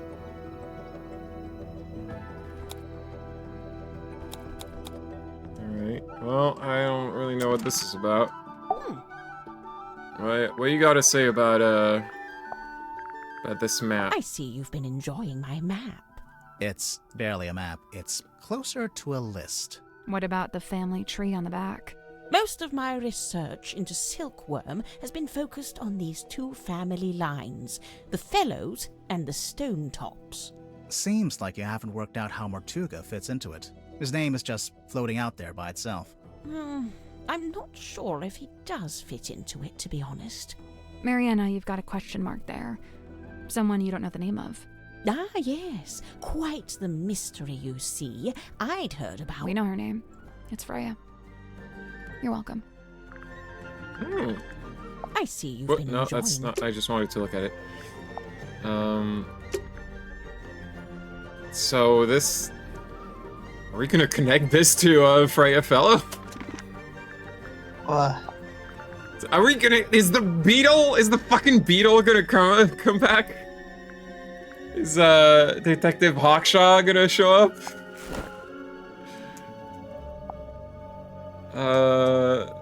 So, Damon Dusk, Felicia Stonetop. Yeah,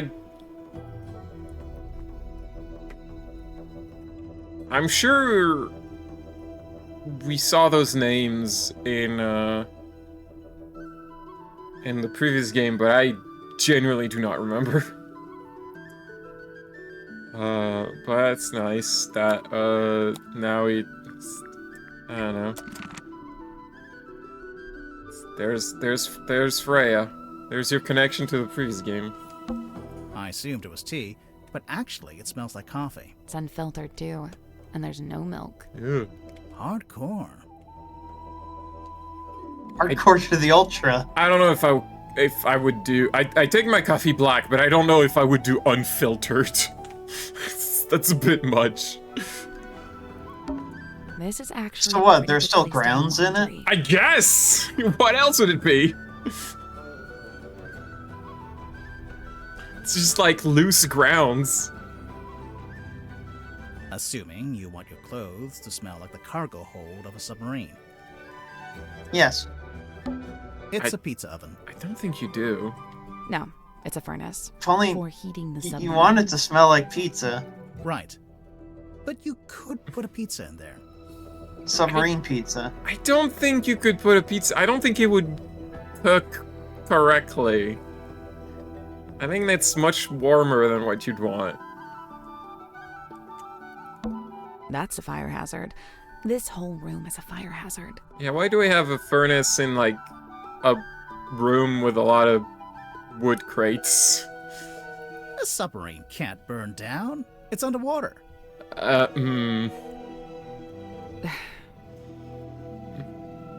Also, this furnace does not look great. It feels like it shouldn't be... It feels like it's not part of the submarine design. What's in these old wooden crates? I don't know. I can't get them open. What did I tell you? Always bring the crowbar. Yeah. ABC, always bring the crowbar. It's a big traveler's backpack. It smells like soil.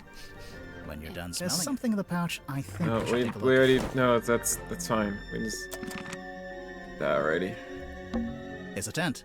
Why did you bring a tent? It's a piece of fabric draped over a rope. Yeah, a tent. Hold on there, bucko. I'm a detective. I gotta look at everything. That's private, all right? No, let me look at the tent. You're hiding a body in there. You're my #1 suspect now. This is actually a pretty good place to hang laundry. Assuming you want your clothes to smell. It's a little mirror. It could do with a polish. You could do with a polish. I don't really see anything else. Of course, there's this. What I'm just a little confuzzled by what we're supposed to do with that. I wonder if there's like something more with like the way that the lines and the dots are placed. It's a pinboard. Like there's like lines, right? Yellow line here, and there's like a blue pin. So like there's like different colors of like stuff, and I'm like, does that mean anything in relation to what we're supposed to do here? Or am I overthinking this? Like all the notes just have orange pins on them. The notes themselves are kind of colored. Oh, this, you know, I just realized, I do have, my computer, like, my computer does this thing where, the monitor gets warmer in the evening so that it's less harsh on the eyes. So, like, all the colors are kind of orange-ish for me. I mean, I have the TV there just in case, but it doesn't really help from this distance. I'm wondering, the colors probably have a... I don't know, there's probably... You just said that the colors on your monitor get warm in the evening, because when you said that your monitor gets warm in the evening, I was like, is it overheating? No, not physically, it's just like orange. It's basically I know what you mean. an orange filter. It's the nightlight. Yeah.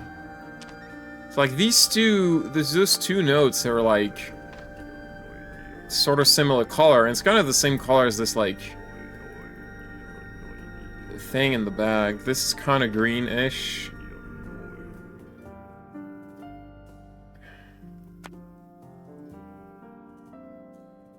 I feel like I'm grasping at straws here.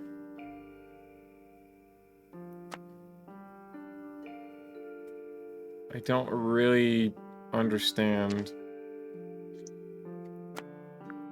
Nope. So, there's a drawing. Each one needs to be moved to the right.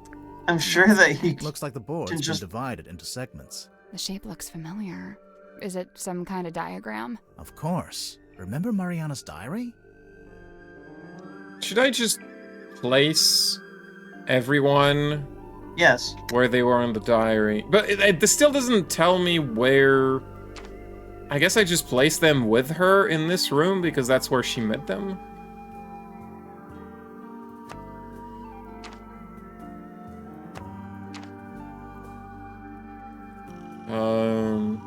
I'm already forgetting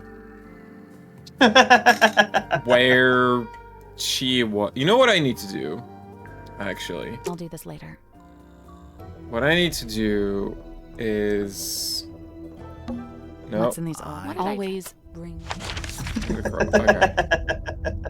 This is the thing I need a screenshot of. Because, yeah.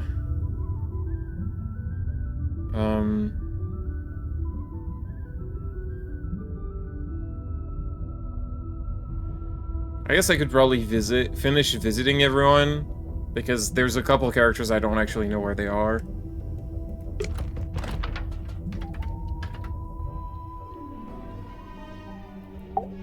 You spoke with Sim?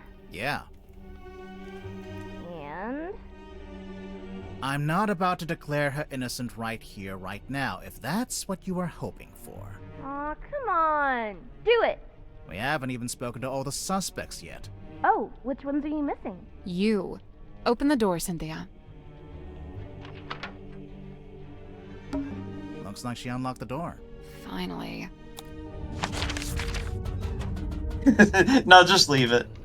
Like, we tell her to unlock the door, she does it, and then we just leave. So I get the feeling that Sim and Synth are a thing. What does this do? Nothing! So she basically just confirmed it does something right. Oh yeah, big time. What? Hey, so thanks for finally letting us in. You know, I have to say, that really was pretty unhelpful. It is I, Cynthia Seafoam, fearless captain of the Mortuga submarine. Hi, I'm Sally. Aha! Then you must be Detective Grimoire. Correct? Yes? The world's greatest detective, here on my submarine. The world's... No, I'm not the world's greatest, just a detective. She was probably talking about me. Now I assume you've come to make your official report.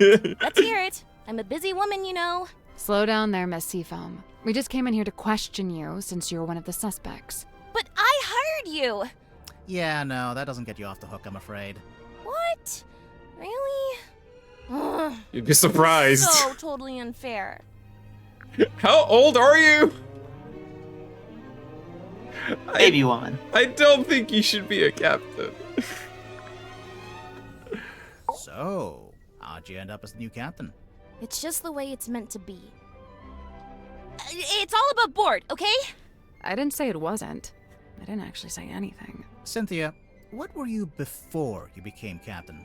Do you have any credentials? 15 years experience as a nautical engineer and shipyard mechanic. So you're 15. Family business. You don't look much older than 15 now. I'm 18! Ugh. How does an 18-year-old end up on a submarine? I came by rowing boat. That's not really what I meant. Wait, the rowing boat we saw up on the foredeck. That's yours? Correct. You should know. It's in bad shape, and it's missing an oar. I'll add it to the list. So how come you wanted to hire Grimoire? Because there's a murderer in our ranks, and they must be rooted out. So what do you want us to do exactly? 1, you will investigate and ascertain the identity of the killer. 2, you will return here and report your findings to me. 3, you go home. 3, you pay us. 4, we go home. 3, she pays us. 4, we go get ice cream. 5, we go home. Deal. Wait, Ice cream. I didn't... Meeting adjourned. Yes, ice cream. Oh, we have to bring in a report. Alright. Why did you want to come to the submarine in the first place? To become captain? I sought an audience with Magnus Mortuga. I had things I wished to discuss with him. Like what? Matters of great importance. Affairs of great significance. Dealings of great... She's not gonna tell us. Not yet. Won't get there. How long have you been here, Cynthia? I arrived a few weeks before Mr. Mormon and Mr. Jansen. I'm assuming you don't live here in the control room. Where do you sleep? Oh, well, Mortuga put me in the bunk room at the bow end of the ship. I share a room with Sim. If you arrived before Dirk and Worman, the other bunk room would have still been empty. But Mortuga made you share. Yeah, I think he wanted to keep that other bunk room vacant. Ah, interesting. I'm not complaining. I really like sharing with Sim. She's great. So, what are you gonna do with the submarine now that you're captain? My first order of business, hiring you two. We really can't do anything else until this gets cleared up, you know? Sure, I get that. What about afterwards? We'll sail the 7 seas and have adventures. You know, that kind of stuff. I don't think most of the people want to have adventures on this ship. I honestly, I'm a little unclear about what this place is. It's a submarine. Is it like a bed and breakfast, like a themed bed and breakfast for people who just really want to sleep in a weird submarine? There's an illusionist room. I'm a little unclear on what this place's like business plan is. I woke up when the submarine made an unscheduled maneuver. Everyone should have been asleep, but suddenly we were surfacing. How could you tell? When the submarine surfaces, the bow tilts up and the stern tilts down, and diving's the opposite. My bunk room's in the bow, and I could feel it tilting up. The bow is the front. I knew that. I wondered if someone other than Mortuga might be at the wheel. I was gonna go check, but then I noticed Sim was wide awake, looking upset. When I asked, she told me something had gone wrong with the new magic act she'd set up. I told her she could always take it down, rework it, and then try it again later. She seemed to agree with that, so I left her and went up to the control room. The control room was empty, but I could see we had actually surfaced, so I went up onto the foredeck to check. There wasn't anybody out there either. I had this weird feeling and really didn't want to go back to bed, so I went back to the control room. I took a closer look at the control panel to see if I could work out why we might have surfaced.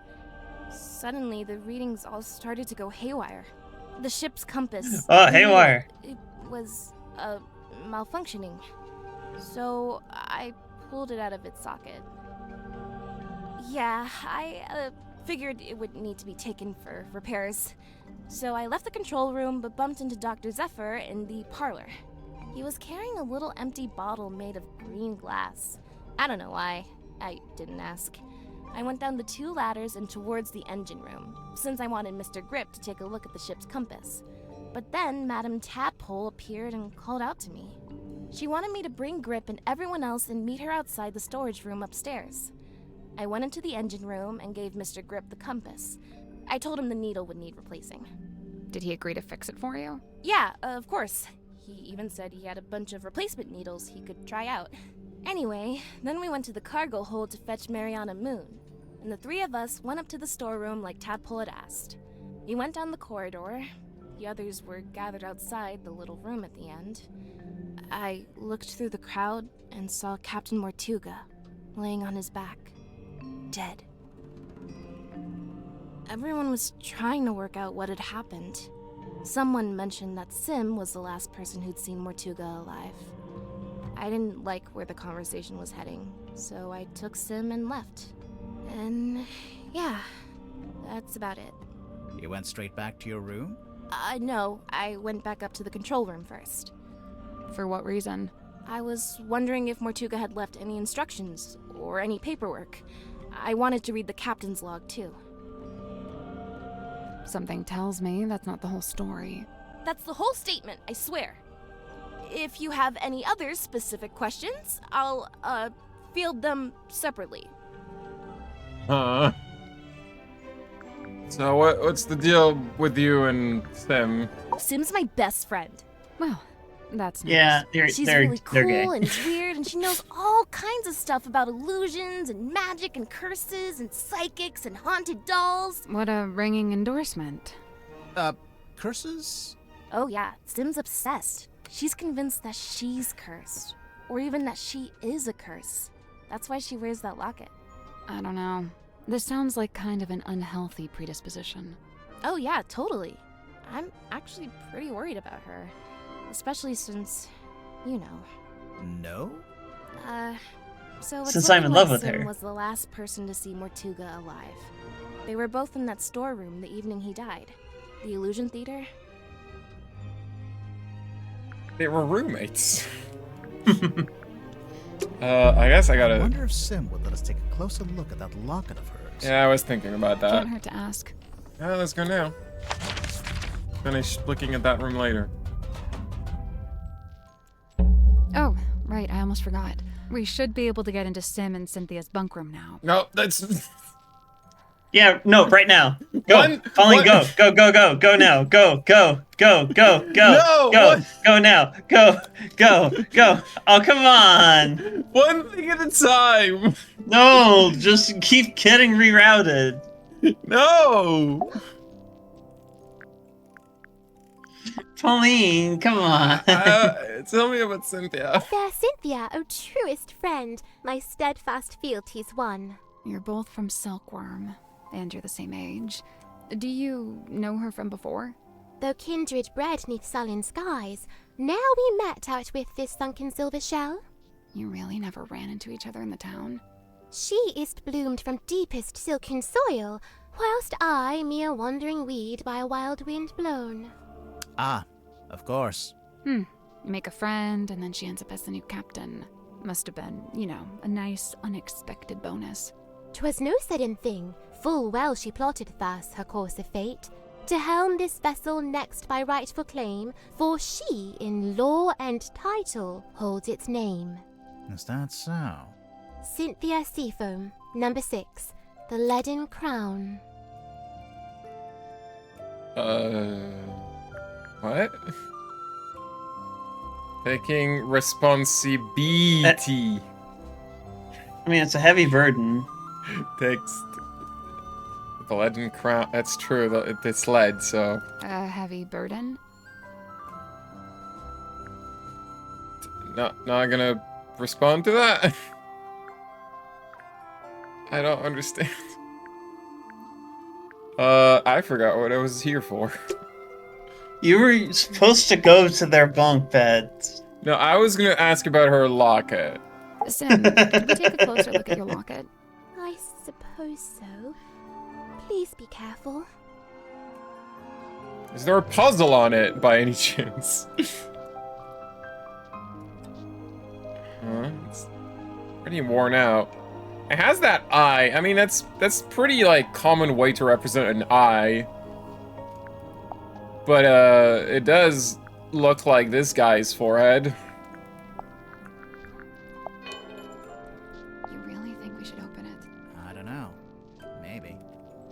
It's up to you.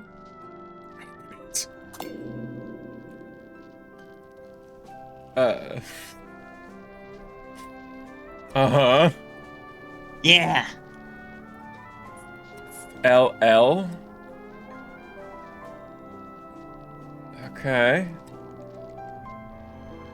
Why? So, what's the deal with that? Can you explain? 'Twas my mother's own, or so I'm told. You don't know for sure? I was too young. I don't remember. I dearly hope to ask her, and know the truth at last. Do you think you ever will? The question that bestirs my soul. Uh-huh. So what's that tiny hat that you wear? Tiny hat? It was my mother. Tiny hat, Harriet. It's for magic. I mean, you don't even know where their bunk room is. Isn't it that one? If you had gone there right away, you'd know. Yeah, bunk room. There we go. See, I figured it out. It's an origami bird. The movement of the submarine makes it look like it's blowing in the wind. A framed photo. It's been hung from the pipe, so you can see it from the bed.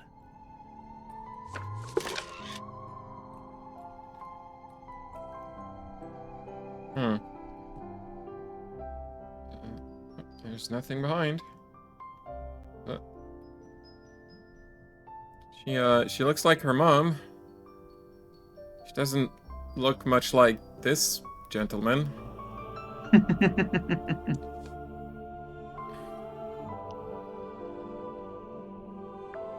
Oh, that's cool. Guess I can ask her about it later. It's a magazine. Hey, this is pretty recent. Cinematique!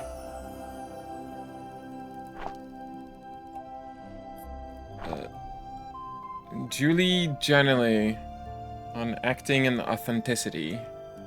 There's 9 pages. Hex marks the spot. Cinematique magazine sits down with the stars of Vincent Van de Peer latest film. Julie Janelli, Felicia Bonetop. Julie, since we last saw you, you've won Best Actress twice and released an eponymous folk rock album. How do you find the time? Well, I always say I have the same 24 hours in the day as anyone else. So, Julie, what attracted you to Hex of the Helmsman? I always loved the mystery and romance of the sea. The script was a beautifully dark love story, but most of all, I just like working with Vincent. There's a feeling of security there, since he produces it. So at this point in your career, you're clearly in high demand. We've heard a rumor that the majority of the budget for this movie went to your salary. I very much doubt that's true. But yes, these days I'm the one holding the cards when I approach a contract situation. I'm a bit of a shrewd negotiator, to be honest. The film is an adaptation of a novel of the same name by author J.D. Warman. I've been meaning to read it. Well, let's talk sequels. Haven't even read the book. Let's talk sequels. You don't need to read the book. Well, you just mentioned the novel. There's only one, isn't there? For now, anyway. But we heard you and Dirk both sign multi-picture deals. Yes, we did. I know. Vincent is keen to make as many of these as he can. So you'll keep playing Felicia Bonetop? Sure. Unless the writers kill her off or something. Dirk Damson, Marcus Mordoom. Dirk, how did you get in shape for the role? Well, the producer paid for a person. I don't know. I don't remember what his voice was. Hey, dude. Well, the producer paid for a personal trainer. I'm not allowed to eat bread. Hex of the... If it weren't for the fact that the text was right there, I feel like that's something you would have made up. You just probably said, I'm not allowed to eat bread. It does sound like a joke. Hex of the Helmsman is out this weekend. Check out our next issues for a full review. Wait, that was the only question and answer that they got out of him. He was just like, yeah, I'm not allowed to eat bread. She's the star. He's like the nobody that they got. Yeah. Vincent Van Peer film. Yeah, I mean, his name's not even on it, and he's the main character. Yeah, no, she's the star that's like selling the movie. I guess because they spend so much money on her, they were like, well, we need a nobody to play that doesn't cost us so much. Don't let him eat any bread. He can't be trusted around it. Bread's treacherous. Hold up. Based on a book from Kristen Kale, original novel written by J.D. Worman. Hold on. What does that mean? Who the fuck is Kristen Kale? Pauline, it's the novelization of the movie. No. Oh, I gotta ask Worman about this. He's gonna have some. I'm leaving this room. This room is not explored fully. I gotta ask Worman about this because I feel like he's gonna say some shit. So, these are the two main characters in the movie? The helmsman, Marcus Mordoom, and his captain, Belicia Bonetop. Ostensibly, yes. You're not happy with how they look? Compared to your book? They made Marcus too handsome and too bulky. Sure, he'd have muscle, but at the same time, he's supposed to be wiry, fibrous, like an old piece of rope. Meanwhile, Belicia's supposed to be more ethereal, like she might evaporate if you try to reach out and touch her. Oh, well, you can't have everything. And for some reason, they gave them both necklaces when it's Belicia's necklace that the story hinges on.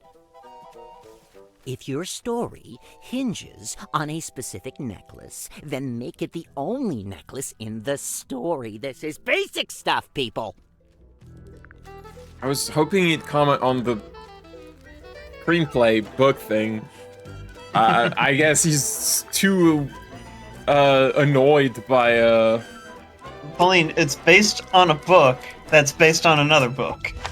I feel like there's some shenanigans happening there that we're not privy to. It's a pig. It's a safe. It's a safe pig. In the shape of a pig. Oh boy, interact with parts of the safe until they're in the correct arrangement. What's the correct arrangement? You figure it out. What the fuck is this? Uh-huh. Okay, so we want this to add up to 8. Alright. That's... Right. So that's 6. That's 8. But then this is 2, so we can't actually make that more than 1. Oh wait, no. Get the one in the center to 9 first. So these 2 are going to be 1 because this has to add up to 2. Yeah, it has 2. Yeah. So this one I probably want to make it 3. Okay. And then that needs to be 5, so that needs to be 2. Uh-huh. So now...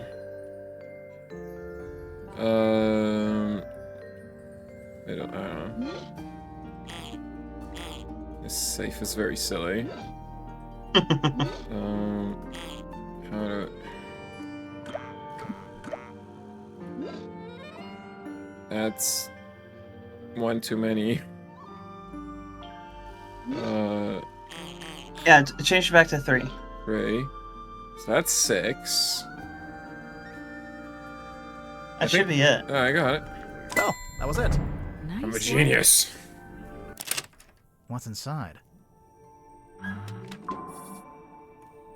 It was hidden in symmetry in Cynthia's bunk. Underwater photo. This feels like a picture that you would take in Iron Lung. Yeah, I was gonna say. What is this doing in this game? Wrong game. I guess I'm gonna have to show this to them. I can explain what this is. What is it? I don't know. Well, it looks like a face. I guess we can start by asking Sim and Cynthia about it. But maybe that's just like that phenomenon she said about seeing faces. Like...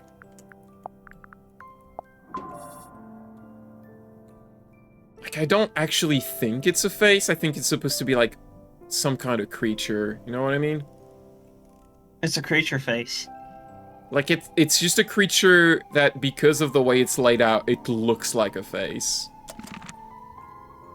Like a lizard. It kind of looks like a gecko. A few drawings. A mouse, a girl, a leaf. They're, not good. Well, everybody's a critic. You're right. Disagree. They're great. Yeah. Sally knows what's up. What flavor? Sun-ripened tomato. Dang. Sounds good. Old books. Mostly fairy tales for young children. They've been stacked up into a little tower. Look at that little wooden house. Aw. Looks like it'd be a nice place to live. That aw at the end was not in script. Old books. Mostly fairy tales for young children. They've been stacked up into a little tower. I was looking at that, whatever, that plant. Oh, cool. A board game. Want to play? We don't know the rules. You don't normally let that stop you. You can just make up the rules, I don't know. A little wooden box with art supplies inside. Aren't the girls supposed to be 18? It's a window. It must be a light, too, since we're underwater. What's your point? What about them being 18? They've taped yellow paper to it. So? I think they want it to look like the sun. It's Sim's bed. How can you tell? It just has her energy. It's Cynthia's bed. How can you tell it's hers? Process of elimination. Oh, the photo. Yeah. No, okay. That makes sense. No, It's only the Cynthia's energy. bed. Process of elimination. I wanted to see if there was something under the pillow. It's a mirror. Sally, you can use it to fix your hair. My hair is perfect and does not need fixing. She's right. Well, yeah, Grimoire. How about you fix your hair? It's Sim and Cynthia's bunk room. It's pretty cozy. It's a bit small. I think I would be cramped. But that might also be because I'm gigantic. Ugh. Pauline's showing off. It's Sim and Cynthia. It's pretty cozy. Yeah, let's get out of here.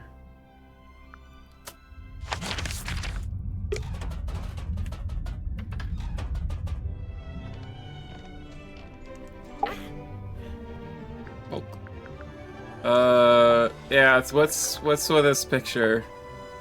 I locked it in the safe. I didn't think. What is it? The night of the murder, when I was in the control room by myself, it was right around the time the ship's compass was freaking out. You used the underwater imaging system? I don't know why. I couldn't resist. But then this came out. I wish I hadn't done it. I put it in the safe so I wouldn't have to think about it. I can understand that. Really? Yeah. Sometimes you gotta compartmentalize. One thing at a time, you know? That's true. You know, if you don't want people to open your safe, you probably shouldn't leave a puzzle of the combination on it.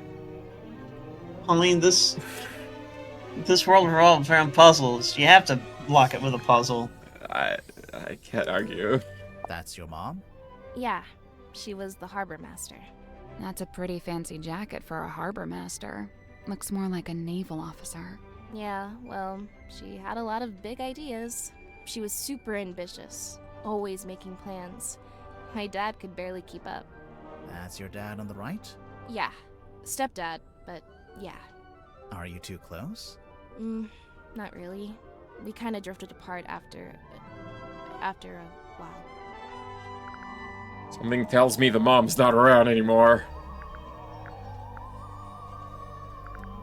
Sim let you see her locket? Do you know what's inside? Did she ever show you? No, and I didn't ask. She's allowed to have secrets. Wait, No. you didn't open it, did you? Yeah? Yeah. Was it okay? There wasn't anything bad in there? It's fine. Okay, fine. Okay. Whatever. I'm actually gonna circle back to Wormit again. I really want to ask Wormit about everything related to his stupid book movie. I just think it's real funny. Wait, no, I already did that. I already did that? Wow, I must be getting tired. Must be getting tired. Wait, what was the... Look, buddy, I got enough going on, all right? I don't think I have the capacity to worry about this. What was the movie magazine, his reaction to it? Oh, he I forget. reacted to the poster, and he was like, "Oh, the characters are you made them too hunky." In my mind, I was like, "Oh, he didn't react to the interview," but it's in the same thing. It's a strong image. The ancient cauldron opened for the very first time. It can't be the very first time. Someone must have opened it before. Semantics. So, what do you think was inside? Does it matter? I'm pretty sure it does. It might explain how or why Mortuga died. True. The murder weapon, maybe? Like a knife? Sure, why not? It would explain the scratches on the inside, after all. I guess. Can you make scratches with a knife like this? The knife just rattling around on its own. It's like... The weird thing about this cauldron is that there was something in there, but it doesn't really seem like there's a lot of room for anything to move around.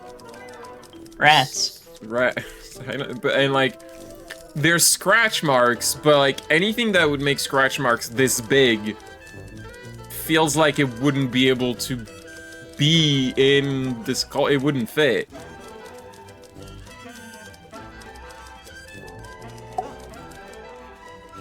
The rats were summoned. You know, I should ask you about this stupid interview. Looking good, Julie. I assume this is yours, Dirk. Yeah, I let the kids borrow it since there weren't a lot of other magazines on board. I noticed on the back there's an advert for your movie. Yep, that's me on the left, all dolled up as Marcus Mordoom, the titular helmsman. Right, you're the title character, but there's only one name at the top. Oh, you noticed. Julie was already a big name, so, she got her name on the poster. Seems unfair. Oh, well, I'm sure when they make the sequel, Dirk's name will be front and center. Right. Now, you're featured in the interview, though. Right at the end.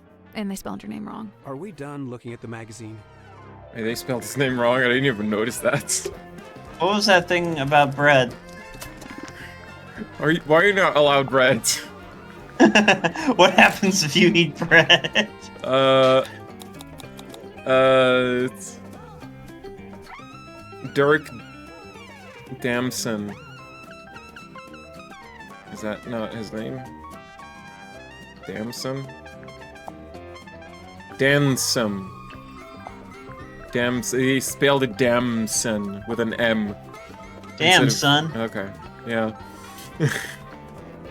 Damn, son. Anyway, what am I gonna do? It's really a hunch, but it's really like just a weird, silly connection, but this guy has an eye symbol on his forehead, and I have this locket with an eye symbol. Now this is a talisman, surely. On the surface, it appears so. However, in this instance, I think the concept has been inverted. A reverse talisman. I feel like this is the I feel like this is the follow-up to a conversation that I haven't found yet. It's a reverse talisman. Uh-huh. Uh-huh. Alright. Yeah, sure.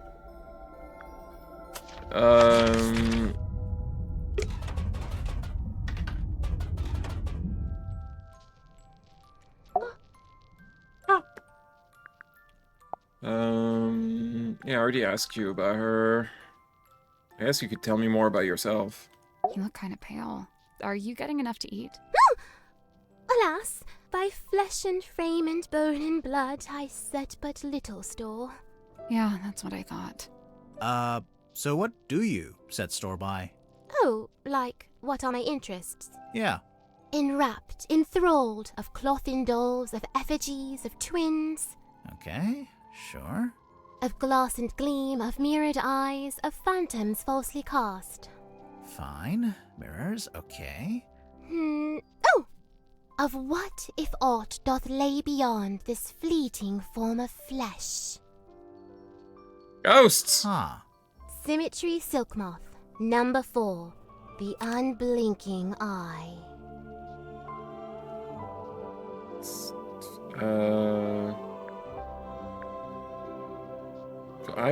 She's the most confounding of them all, because every time I get this, I'm like, what? What are we doing? Choose one. The unblinking eye is obsession? Obsession? Detective Taff. She doesn't seem to react, so I'm like, did I get that wrong?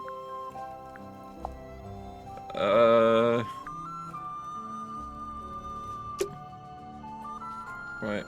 Did I have some... no, I already showed her this. A portrait of fair Cynthia's youth. Sim, what's wrong? Mine eye is drawn against my will to she that lingers far from frame. The ship in the background. What about it? A sorry, sorrowed tale has she, for never fully wrought. Left to rust in stillborn state, the dream forever gone undreamt. Pauline just wants to understand her daughter. Her weird daughter. What? Why are you calling her my daughter? Pauline, because she is Futaga's sister. Come on. What? Pauline, don't talk this way about your children. Come on. Futaba? What? No? What? What are you talking about? Hey, tell me about this underwater We're talking photo. about family. There she is. Oh. I don't know. I've never seen her with my eyes. I've only ever heard her voice. When? At night, when half asleep. Half asleep or asleep? What did she say? I wish I knew. Oh, how I wish I knew. If you've never seen her, how'd you recognize her from the photo? I cannot say. May I ask where you found it? Actually, it was in your bedroom. Oh, this is what Cynthia was hiding under her mattress? No, we found it in a safe. Oh. But now I feel like we should check on a Am I supposed to see a human face in that? You not? Wait. I guess we should go look under Cynthia's mattress. Do you not see a human face in that picture? No, I see a...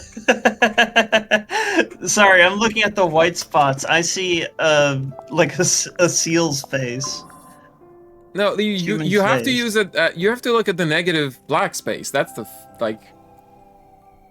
those are the eyes, and that's the nose. Do you not see it? Wait, where are the eyes? Okay, hold up. I'm gonna fix this for you. What? Shit. Sorry, I have to get out the interface here. Okay. Hold up. Theoretically, this should work. just put that here. No, don't do that. So...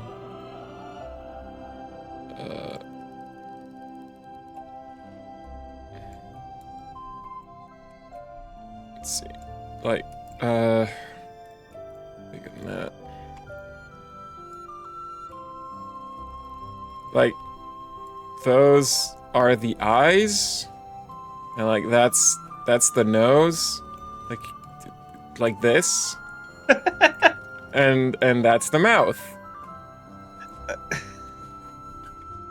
Do you not see it? I'm having a hard time seeing a human face. That's the face. That's the face. It's.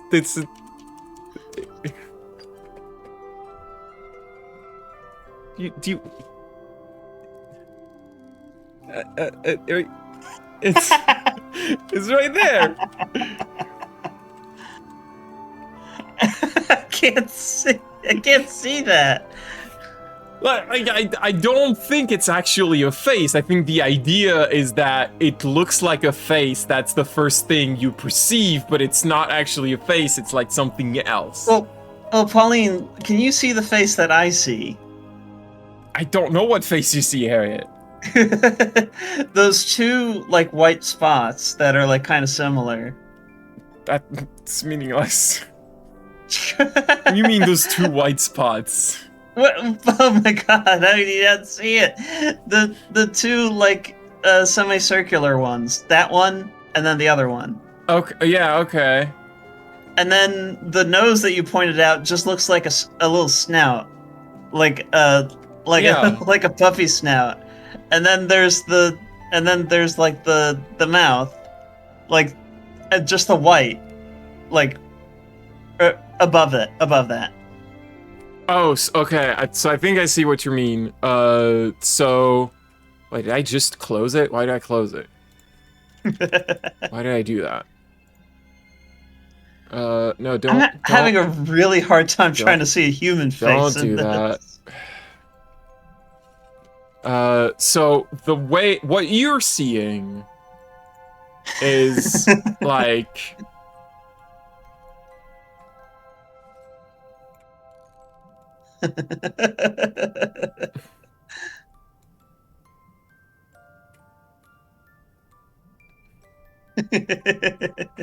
and like this? Well, I mean, you get more of the curve, like, at the end of there, so that looks like a little muzzle. No, like, it goes up. It goes up into, like, the... like yeah, this? there. Yeah. That's the face that I see. Okay, that's the face. I mean, that's... I don't know if that is... what... I feel like my face was the one they intended. I don't see it. But I drew it for you! What do you mean you don't see it? I don't see your face. It's this eye here. Hold up. I can draw. It's hard.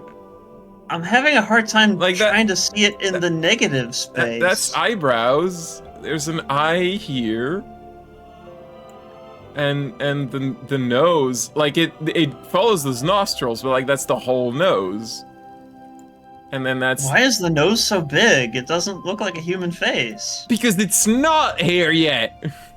Well, then why are you trying to say that it looks like a human face? It's not actually a human face, it just kind of looks like it because it's a misleading... Okay, you know what? It's getting late. I think we need to stop. I think we need to take a break for tonight. It's just drawing faces on the frickin'... Alright, I'm having fun. 30%, huh? I feel like this one's gonna be longer. I've been taking my time, obviously, but, We've been investigating. It's important. Also, to be fair, when we played the previous one, I already knew. I had already played it. I didn't remember everything, but I had already played it, so, like, a lot of the puzzles, I could just, like, do them. This one, I'm entirely blind at the moment. I honestly, I want to keep going, because this is compelling as hell. But it's late. I gotta be reasonable. I gotta go to bed. But we're gonna continue this, cause boy, this is like... This game is like the ideal perfect game. For me. No, it's just every single room I'm like, yes, more stuff to look at. Yes. Did we ever see a ladder in the previous game? I don't remember if they ever made a stepladder joke. Maybe? But I guess I'll keep an eye out for ladders. Or shovels. Yeah, but anyway, we're gonna come back to this hopefully tomorrow, but next time anyway. Cause I like this. This is extremely fun. I love the previous one. Honestly, I should play the first one. The first one that has like a different art style. I you know, temper my expectations because it's the first one, so it's probably got like less experience in them, but I'm sure it's still interesting. And like Edwin Tiong and Sarah Lee Connors aren't gonna sound like less good. They're gonna be still the voices that they are. So that's still fun. But for now is sleep time. For now it's time for sleep. Good night, everybody. Good night, bye-bye.